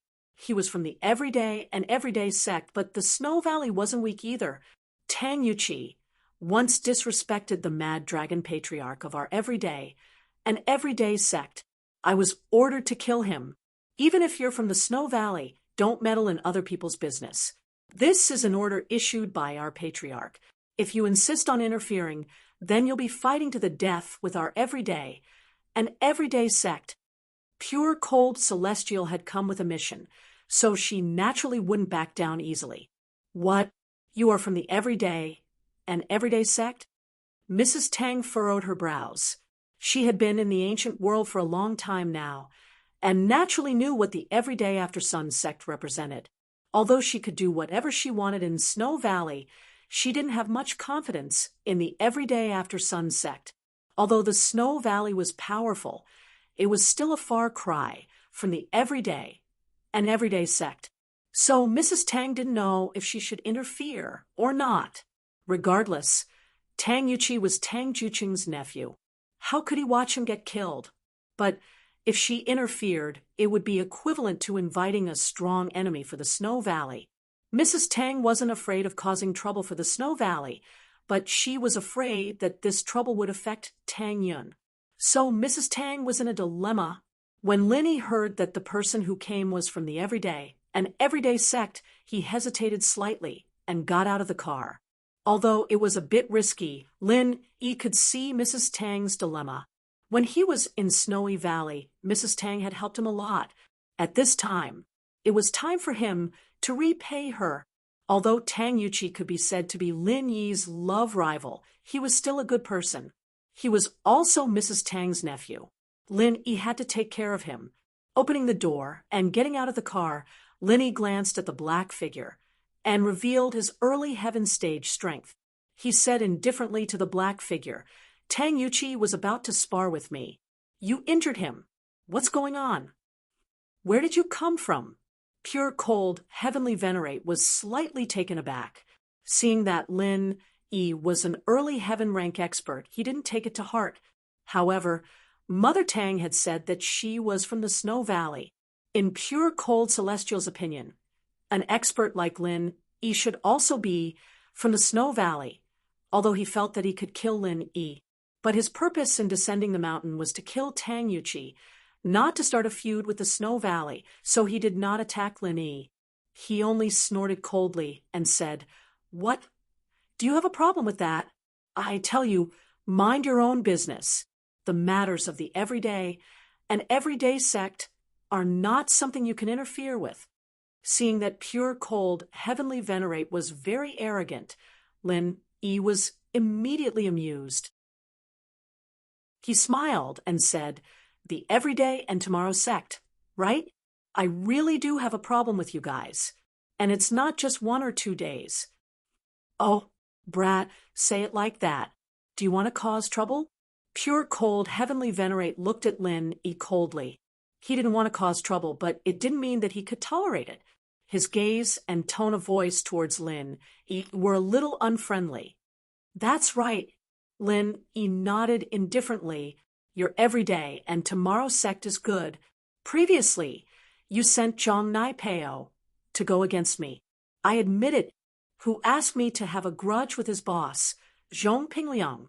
However, a few days ago, you sent some pure Een Heavenly Venerate to find trouble with me. I killed him, and now another one. Do you want to die too? You are... Pure Cold Celestial Master broke out in a cold sweat. His clothes were all wet at this moment. His face became extremely pale, and he almost fell to the ground on his buttocks. If it was any other time, if an early heaven rank expert dared to talk nonsense in front of him, he would have already taken action. Threatening him was courting death. He would most likely kill that person first. But things were different now because Lin Yi's words had revealed his identity. He was the person that the mad dragon old master had warned them not to provoke, the person that they had to hide from, the person that had traumatized Zhang Naipeo, the person that had killed the pure Een and Dongfang Yinxing in one hit. Lin Yi, what am I? Lin Yi looked at Pure Cold Heavenly Venerate with a faint smile. That, Senior Lin Yi, I was wrong. I didn't know you were here. If I had known, Wouldn't I be a fool if I still came? I don't want to die. I was just joking. Yes, it was just a joke. Pure cold, heavenly venerate stuttered a little. I have a small Juan pill here. Give it to him. After eating it, he can return to the market. If there's nothing else, I'll leave first. You come and go as you please? Lin Yi asked. What's your purpose in coming down the mountain this time? I came out to be a bystander. Pure cold, heavenly venerate suddenly had an idea and said, there's no more bystander in the mountain gate. So I came out to be a bystander. Yes, to be a bystander. He had heard people say something about being a bystander, but he didn't know the real meaning. He thought it really meant being a bystander, so he quickly said so. After saying that, he even praised himself. I'm so smart. Who are you lying to? Lin Yi asked. Lightly. If you don't want to die, tell me the truth. Yes. Okay. Actually, it was the mad dragon ancestor who asked me to kill Tang Yuqi. Pure cold, heavenly venerate said. Why? Lin Yi asked. He really couldn't figure out how Tang Yuqi could make a sex ancestor remember him and send someone to kill him. It's said that he humiliated our ancestor. I don't know anything else. Pure cold, heavenly venerate naturally didn't dare to easily reveal Zhong Pingliang's identity. This was a big secret of the sect. Fortunately, Lin Yi didn't ask much, because Lin Yi couldn't guess what the relationship between Mad Dragon Ancestor and Zhong Pingliang was. All right, Scram. I'll protect Tang Yuqi. Go back and tell your ancestor that if he sends more people, I'll go to his door. Lin Yi said, I'll kill all of you even if I have to pay a price. That's right. Yes. I'll get lost now. Pure cold, heavenly venerate nodded quickly. He didn't even have the courage to talk to Lin Yi directly. He took out a small rejuvenation pill from his arms, put it on the ground, and then quickly disappeared on the spot. Lin Yi looked at the back of pure cold, heavenly venerate and breathed a sigh of relief. It seemed that he had successfully deceived this person. After a while, Lin Yi no longer felt like he was being followed and monitored. It seemed that pure cold, heavenly venerate had really left. Chapter 30, 183. He knew that the other party was an expert at the peak of the late stage of heaven rank. Tang Yuqi was heavily injured in just one exchange, even when he was on guard. If he did it again, wouldn't he be as good as dead? Therefore, Tang Yuqi really didn't dare to go out at will. He just hid in the unfinished building and waited for pure cold Tianzun to leave before daring to come out. However, he was a little ashamed. Lin Yi was also an expert at the early stage of heaven rank, but he dared to stay calm in front of pure cold Tianzun, an expert at the peak of the late stage of heaven rank. However, what shocked Tang Yuqi the most was that Lin Yi was not afraid of pure cold Tianzun, but pure cold Tianzun was actually afraid of Lin Yi. Moreover, she was so afraid that she was trembling. Listening to Lin Yi, it seemed that Lin Yi and the everyday sect had a deep hatred. Moreover, Lin Yi had killed people from their sect. Pure cold Tianzun, an expert at the peak of the late stage of heaven rank, was actually afraid of being killed by Lin Yi.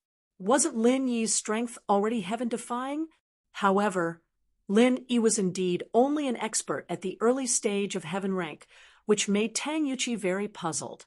However, since he was a detective, his brain was very good, and his logical thinking was very strong.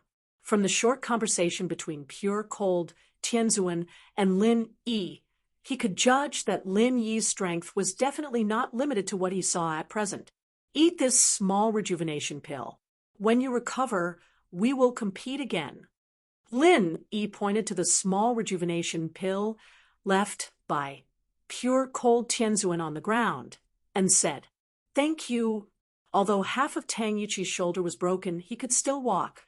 He endured the pain and nodded to Lin Yi, then picked up the small rejuvenation pill and swallowed it. Now, his injury was enough for the small rejuvenation pill, so There was no need for the great rejuvenation pill. Tang Yuqi did not say much and quickly refined the small rejuvenation pill. His injury was also under control, but his injury could not be healed in an instant. He also needed to rest for a while. Now, he definitely could not compete. You go back and rest first. Whenever you want to compete, just let me know. Lin Yi's impression of Tang Yuqi wasn't bad, but he couldn't give Lingshan to him just because of that. To tell the truth, Lin Yi had very special feelings for Lingshan, and the two of them had been through a lot together. Asking Lin Yi to give her away to someone else was evidently out of the question. There's no need to compete. However, Tang Yuqi said, Mr. Lin, I know that I'm lacking, but that's just what happened just now. Facing the expert from the an everyday sect, I'm far from you. He's afraid of you. This proves that you have the strength to make him fear you. Otherwise, with his strength, there is no need for him to be so afraid, and there is no need for him to lower himself to you. But to me, he was an expert who could kill me with a wave of his hand.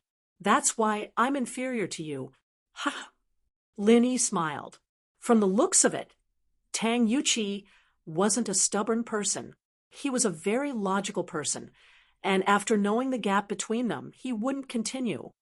Lingshan, I wish you happiness. Tang Yuqi turned to Lingshan. This time, I'm convinced. Tang Yuqi, actually you're a good person? Lingshan was a little embarrassed. All right, I've received a good person card. Tang Yuqi sighed and smiled. But Captain Song, I still want to stay here. After all, my father is coming, and it's not very practical for me to go overseas and be a detective. You won't fire me, will you? Of course, I wouldn't reject a cheap detective like you working for me. Lingshan smiled. Since Tang Yuqi said that, naturally, Lingshan couldn't just kick him out. If he wanted to stay, then so be it. She could see that Tang Yuqi was a man of his word. All right, then we'll go back first. Ani Wang, if you're not busy, why don't you come to my villa?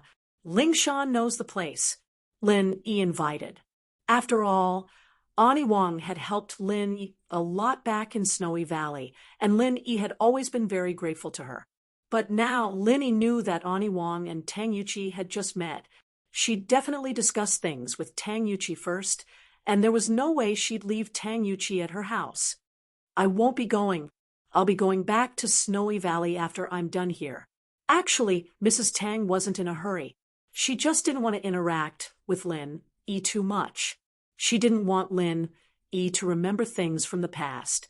If that happened, then Tang Yun's efforts would be wasted. All right, then we'll meet again when we have the chance. Lin Yi didn't force it. He thought that Mrs. Tang was busy. Lingshan went back alone, and Mrs. Tang and Tang Juqing went with Tang Yuqi to find a place to catch up and discuss the matter of Juqing's brother coming back. Lin Yi, on the other hand, drove Su Shihan, Cheng Yi, and Yushu back to the villa. Dongfang Xiaotsui was a woman who couldn't keep her mouth shut. After obtaining Lin Yi's forgiveness, the worry on her face disappeared. Not only that, she felt that she was very arrogant. There was no other reason. Lin Yi was famous in the ancient world, and no one dared to mess with him. Now that she was the mother of Lin Yi's follower, Feng Shipian, she seemed to have a relationship with Lin Yi, and so she felt that she was also a very arrogant person. Dongfang Xiaotsui's attitude made Feng Tianhu feel that something was wrong. He was worried about Lin Yi's matter, and suddenly seeing Dongfang Xiaotsui, who was on the same boat as him, so he felt that something was wrong. And so when there was no one around, Feng Tianhu blocked Dongfang Xiaotsui's way. Sister-in-law, you've been very happy these days. Tianhu, what are you doing? Dongfang Xiaotsui was shocked by Feng Tianhu's sudden appearance. Nothing. I'm just wondering. I heard that Lin Yi is coming to teach us a lesson. Why are you still so happy? I just wanted to remind you, and we can discuss how to deal with it.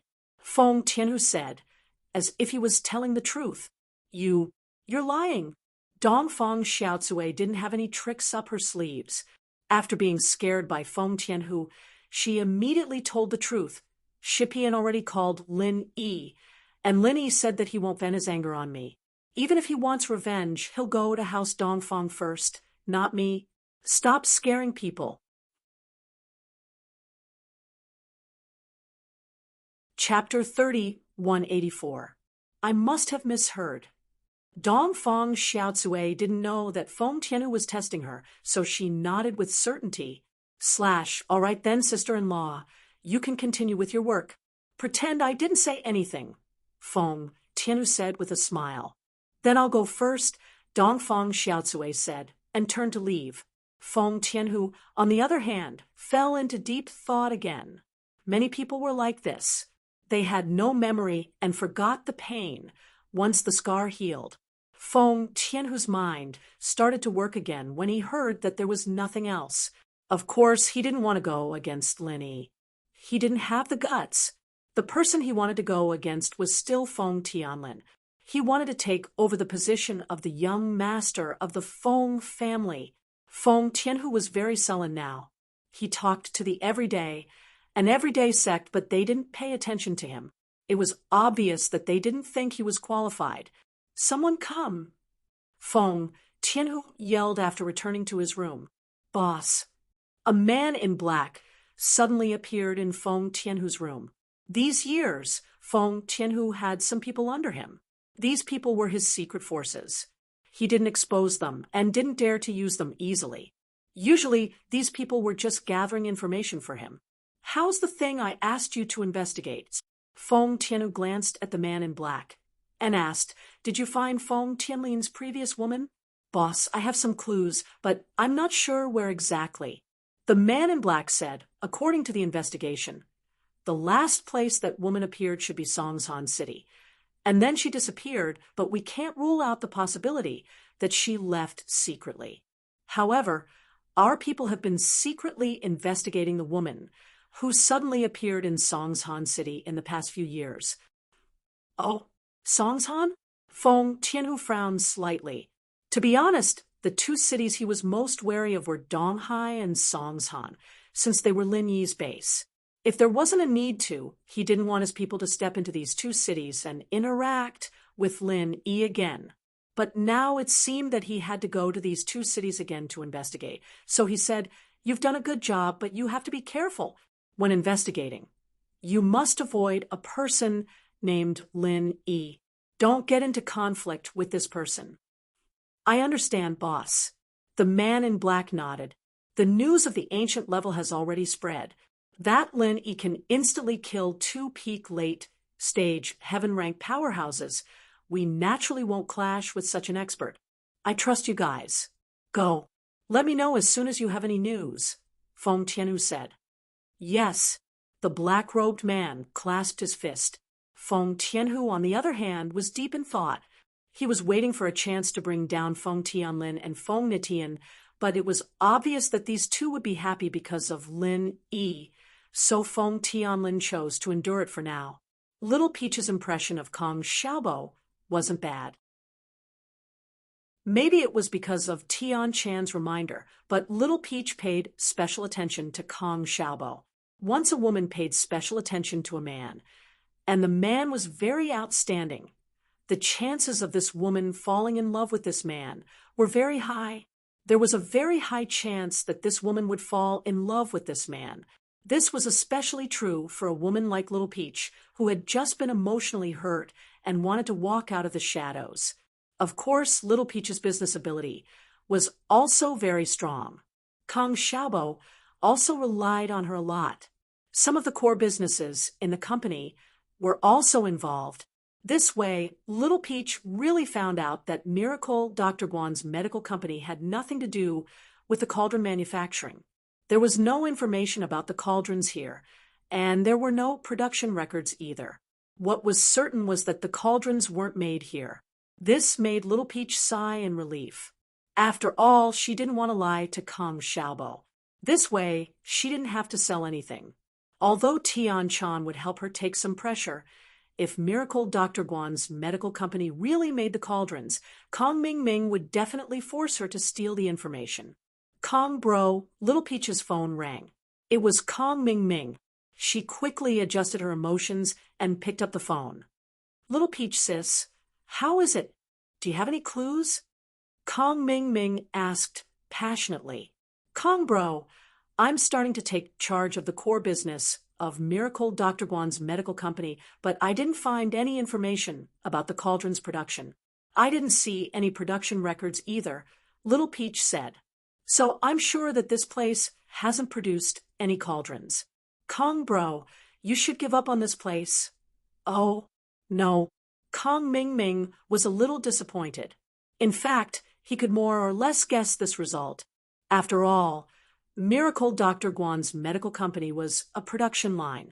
He was sure that this cauldron was produced by House Lu's electronics factory. It was reasonable that there wasn't any information here. However, Kong Ming Ming naturally wouldn't let Little Peach give up. He didn't want her to return to the Heavenly Elixir sect. It wasn't easy to kill this person. She was an eyesore in front of him. If it affected his relationship with Little 11 and caused Elder Xianqin to be wary, then it wouldn't be worth it. So, Kong Ming Ming said directly, Little Peach, don't give up. You should continue to stay there. This cauldron might be a core secret.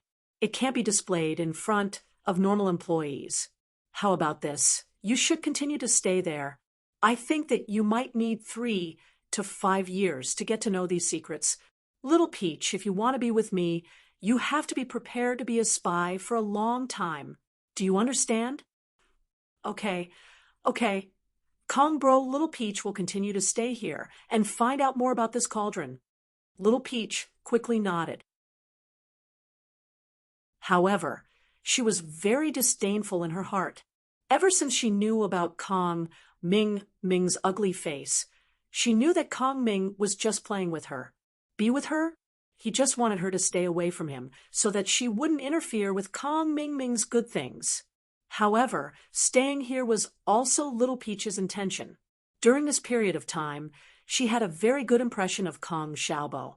Although she knew that Kong Xiaobo had a girlfriend, Little Peach was a person from the ancient era. She didn't have the concept of monogamy. So, this didn't affect her liking for Kong Xiaobo. Chapter 30, 185. And, I know, Literature Library. Peach Blossom pretended to be very serious and replied. Kong Ming Ming hung up the phone with satisfaction. On Little Peach's side, she was also relieved. She put away her phone and was about to turn around and leave the secretary's office. When she turned around, she saw Kong Xiaobo standing at the door of the secretary's office with a gloomy face. Kong, President Kong. Little Peach was shocked. She stood on the spot, dumbfounded. She didn't expect that her phone call would be discovered by Kong Xiaobo. Tao Xiaohong, don't you want to explain this matter to me? Kong Xiaobo's face was very ugly. He didn't expect that his secretary was actually a spy. Who is the brother Kong on the other side of the phone? President Kong, I was wrong. I shouldn't have hidden it from you, but I really have no malicious intent towards you and the company, not even a little bit. Little Peach cried and was at a loss. Kong Ming Ming couldn't help but frown. He didn't expect Little Peach to cry first. Kong Xiaobo was also a soft-hearted person, like boss, like little brother. He also couldn't bear to see a woman cry. Although he was annoyed, he still comforted. Little Peach, don't cry. If you have something to say, just say it. You can't solve the problem even if you cry. President Kong, then, do you believe me? Little Peach wiped her tears and asked weakly. Xiaobo didn't know how to respond to Peach's question at all. He hadn't even said anything yet, and she was asking if he believed her or not. Red, tell me the whole story, and if you're not wrong, then I'll tell you what I'm going to tell you. If you are really not wrong, I naturally won't blame you, but if you really betray the company's interests, even if I rely on you, I can't let you live. And President Kong, I will tell you now. Little Peach didn't hide anything. She directly told him her identity and her previous relationship with Kong Ming Ming. Also, she told Kong Xiaobo that Kong Ming Ming sent her to spy on the secret and played with her. When Kong Xiaobo heard the name of his cousin, Kong Ming Ming, he was a little surprised, but he was more angry. This cousin of his was actually going against him and his boss. This person was really hopeless. The person Xiaobo hated the most in his life was Kong Xiaoming. Not only did he hurt Fan, but Kong Xiaoming as well. He even sent people to oppose him and Lin Yi. Kong Xiaobo was no longer the hot-blooded young man who impulsively wanted to go up to the rooftop with Lin Yi. He had been in the business world for so long. Naturally, Kong Xiaobo had the ability to read people. Whether Little Peach was lying or telling the truth, Kong Xiaobo could tell at a glance. Based on Little Peach's words and tone, Kong Xiaobo could basically tell that Little Peach wasn't lying. Moreover, the Kong Ming Ming that Little Peach mentioned was very similar to his character. Blinded by greed, he was a person who put benefits above everything else. At the same time, Kong Ming Ming also sympathized with Little Peach. This person was completely a sacrifice that Kong Ming Ming used to climb up. It could be said that Kong Ming Ming didn't have any feelings for her. He was just using her. After using her, he would kick her away. How can I believe you? Although Kong Xiaobo had already made a judgment in his heart, he wasn't an irrational person. He needed evidence for everything. He looked at Little Peach and asked, I have a recording of my conversation with Kong Ming Ming, because these are for young sect master to listen to. I recorded it. Director Kong, I can play it for you. After you listen to it, you will know Kong Ming Ming's thoughts. My task here can be said to be completed. I should go back, but he asked me to stay here for 3 to 5 years. Is this what someone who likes me would say? 3 to 5 years. How long is that? Will he let me stay here alone? Little Peach shook her head with a bitter smile and said, Director Kong, I won't lie to you. I came here to avoid Kong Ming Ming and start a new life. Our young sect master is a good person. He gave me this opportunity and told me that I just need to pretend to be courteous to Kong Ming Ming. Okay, let me listen. Kong Ming Ming nodded and signaled Little Peach to play the recording. Little Peach didn't say anything more. Instead, she played the recording of the conversation between her and Kong Ming Ming to Kong Xiaobo. After listening to the recording, Kong Xiaobo basically believed Little Peach's words. He couldn't help but sigh slightly. He felt that Little Peach was very pitiful. At this time, he was very sympathetic to Little Peach. Perhaps it was because they were in the same boat as Lan Fan. Both of them were pitiful people abandoned by Kong Xiaoming. Little Peach, I believe you. So, your name isn't Tao Xiaohong, but Little Peach? Kong Xiaobo asked. Thank you for your trust, Director Kong. Little Peach was surprised and happy. Yes, my name is Little Peach. Tao Xiaohong is the name that the young sect master gave me. I've been a maid since I was young. I don't have any name. Your heavenly elixir sect's young sect master is an upright person. In fact, Kong Xiaobo also trusted the heavenly silkworm transformation. Back then, Kong Xiaobo also heard that the heavenly silkworm transformation had helped Lin Yi. So his impression of the heavenly silkworm transformation was still very good. If you can ask him to call me and explain this matter, then this matter will be over. You are still my secretary, and I will not pursue this matter anymore. I'll try. Little Peach didn't dare guarantee that the heavenly silkworm transformation could communicate with Kong Xiaobo for her. After saying so, Little Peach dialed Tian Chan's number. Little Peach, what's the matter? Tian Chan still had a lot of feelings for Little Peach. After all, she had followed her for so long. Now that she had left her side, Tian Chan would often think of her. Young sect master. It's like this. When I was on the phone with Kong Ming Ming, I was discovered by Director Kong. Little Peach said weakly.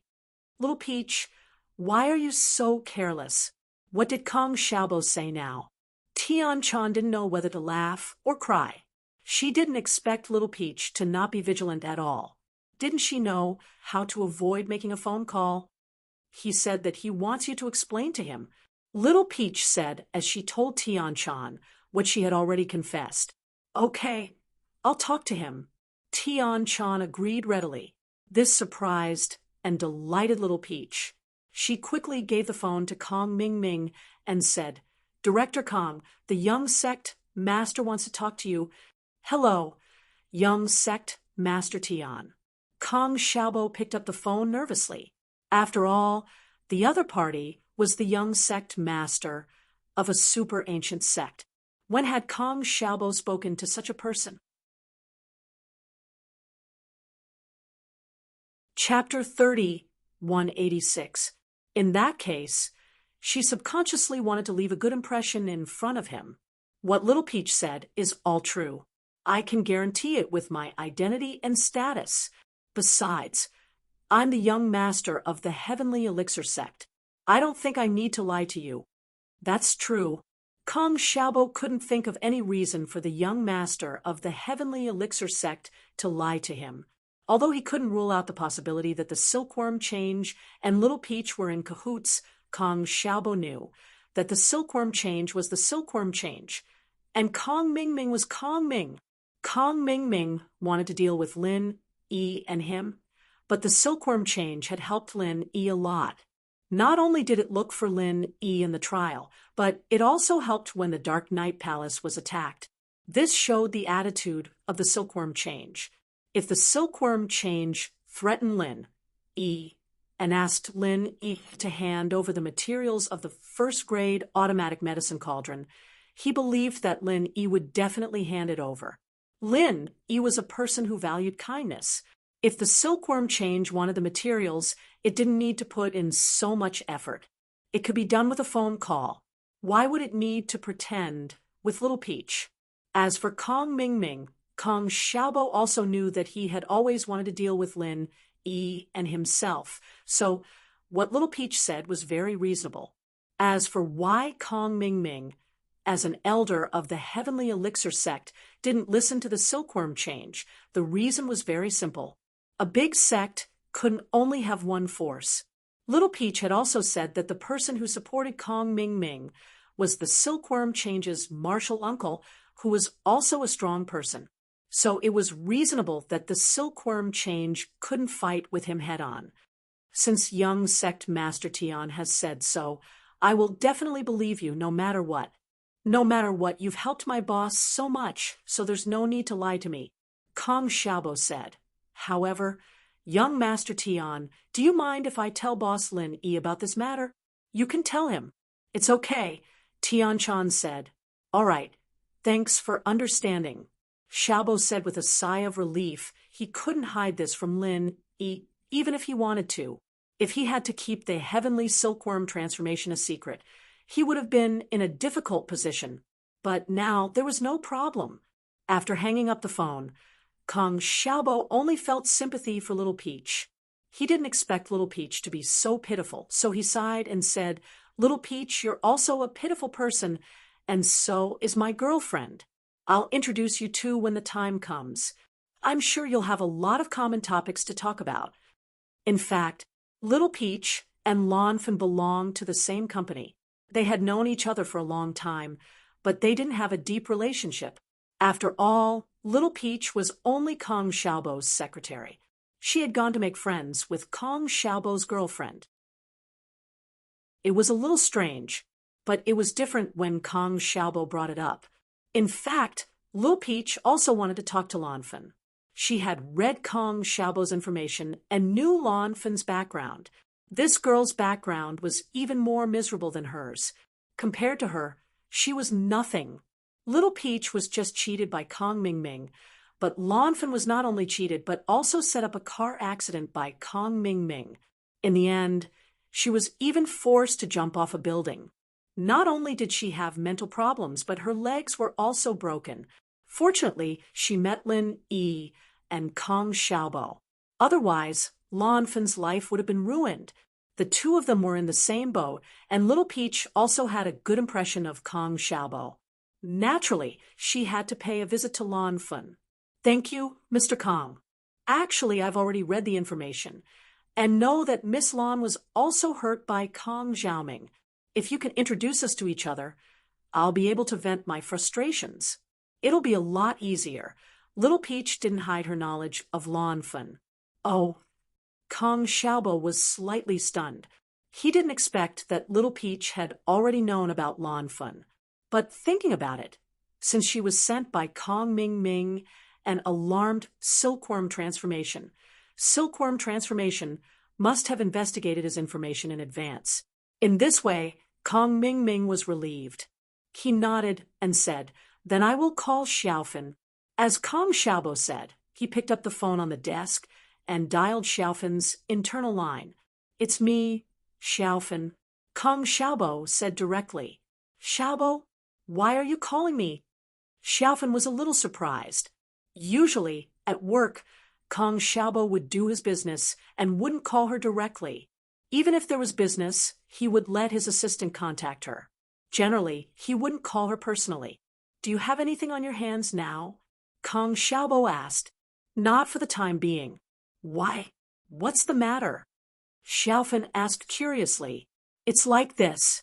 You know my secretary, Tao Xiaohong. Before she came to the company, there was a story.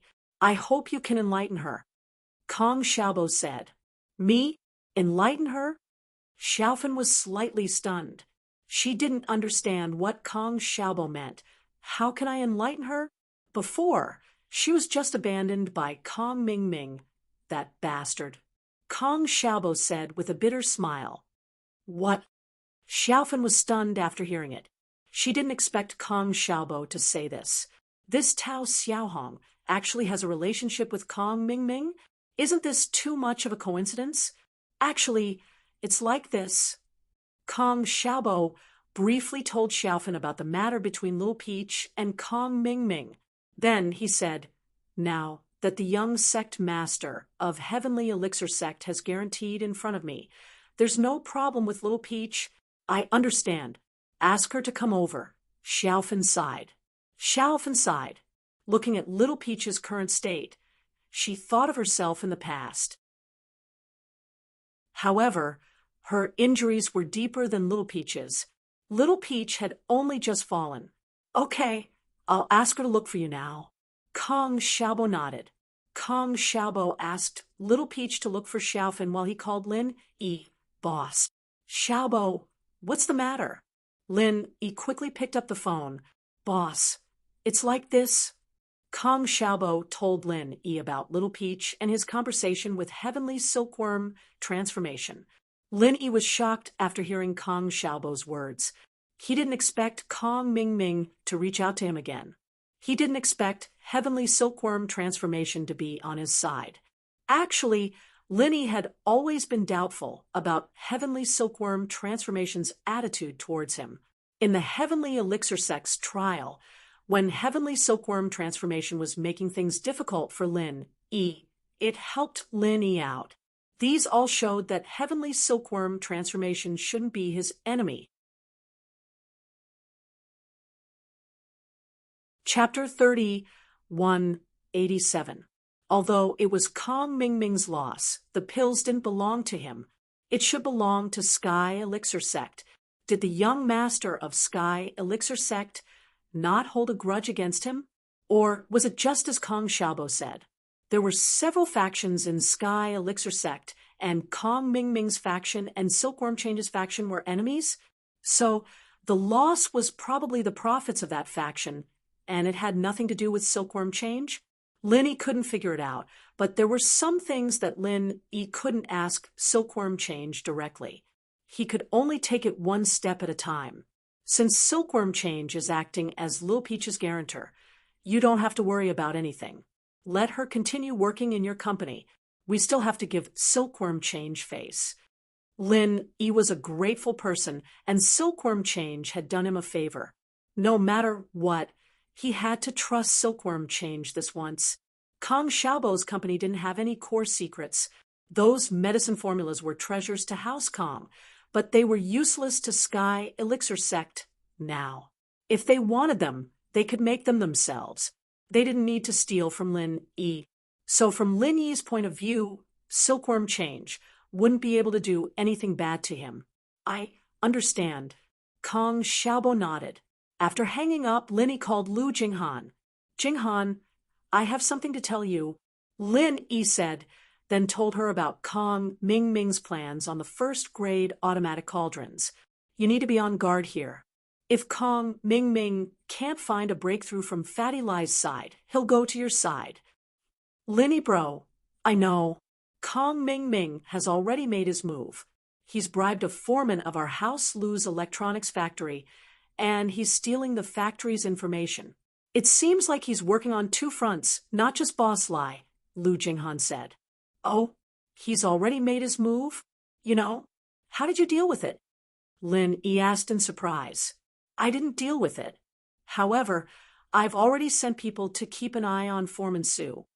Lu Jinghan said, on my side, if I get rid of Foreman Su, Kong Mingming will definitely find other ways to steal the information. Instead of that, it's better to control the danger in our own hands. We just need to keep an eye on Kong Mingming and Foreman Su. Oh, is there nothing on Foreman Su's side to steal? Lin Yi didn't expect Lu Jinghan to have already noticed this. He was relieved. Yes, that side is filled with production materials. In fact, the core technology of the first-grade automatic medical cauldron is the source code in the single-chip microcomputer. The manufacturing process and plans can actually be imitated by most high-end electronics companies through our products. It's not a problem at all.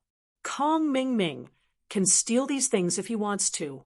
It doesn't matter, Lu Jinghan said. If that's the case, where did you save the source code? Lin Yi nodded and asked. The source code is in the head office. It's in the computer in the secret room of my office. No one in this secretary company knows that when the source code is written, I personally operate it. I let the company's workers place the chips on the programmer in batches and give it to me. I operate the computer in the secret room to write the program. Lu Jinghan said, although it's a bit troublesome, fortunately, the production and sales of our medical cauldrons aren't high. There are only a few a day. I can operate it myself. Each time it takes about half an hour. I can write 50 single-chip microcomputer chips in batches at the same time. That's good. Lin Yi was relieved after listening. But you have to be careful. If Kong Mingming can't get what he wants from Foreman Su, he will definitely think of other ways. Don't worry. I'll be careful, Lu Jinghan replied. On Kong Mingming's side, he spent 600,000 yuan to get the information from Foreman Su. Although 600,000 yuan wasn't a lot, Kong Mingming was quite depressed. After all, it wasted a lot of his time. All the information he got was the manufacturing process. This manufacturing process could be easily replicated by any electronics company. The circuit board inside was also very simple. There wasn't any technical difficulty in producing it. With these things, it could only be said that it was easier for Kong Mingming to copy it. It could save some time to design the mold, but it didn't help the material. That's all. Kong Mingming looked at Foreman Su with some disappointment. Boss Kong, this is all the information I can get. You see, Foreman Su looked at Kong Mingming's face and knew that he wasn't satisfied with the information he brought. However, there was no other way. Foreman Su had tried his best. Why isn't there any information about this single-chip microcomputer and the source code? Kong Mingming frowned and asked, I heard that this single-chip microcomputer isn't produced in China. The program is written by the head office. Our electronics factory isn't responsible for these. Foreman Su said with some difficulty. Oh, it's written by someone from the head office? Do you know who's responsible? Kong Mingming's eyes lit up. As long as the program was written here, it was fine. Otherwise, it would be troublesome if it had to go overseas. I'm not very sure about this. You know that I'm just a small leader in the factory. Foreman Su said, I can't find out about the head office's matters. All right, all right. You can go back. Don't tell anyone that I'm looking for you. Do you understand? Kong Ming Ming said sternly. Otherwise, even if I'm exposed, you won't be able to get away with selling trade secrets. I understand. I understand. Foreman Su said quickly. It's good that you understand. Kong Ming Ming nodded, stood up, and left. He had to find a way to find out about the Liu family's headquarters. It seemed that the source code of this single-chip microcomputer was in the hands of a few people. It was impossible for ordinary employees to know about it. However, Kong Ming Ming was lucky. He waited near the factory for a few days and saw the person who sent the single-chip microcomputer to the factory. This person was the one who sent the programmed microcontroller to the factory. Kong Xiaoming was able to find the person now. When this person sent the single-chip microcomputer, got in the car, and was about to leave, Kong Ming Ming opened the door of the front passenger seat and sat down. Bro, let's talk, Kong Ming Ming said with a smile. Who are you? What do you want? Let me tell you, I don't have money. I'm just delivering the goods to the company. This car is the company's bus, not mine.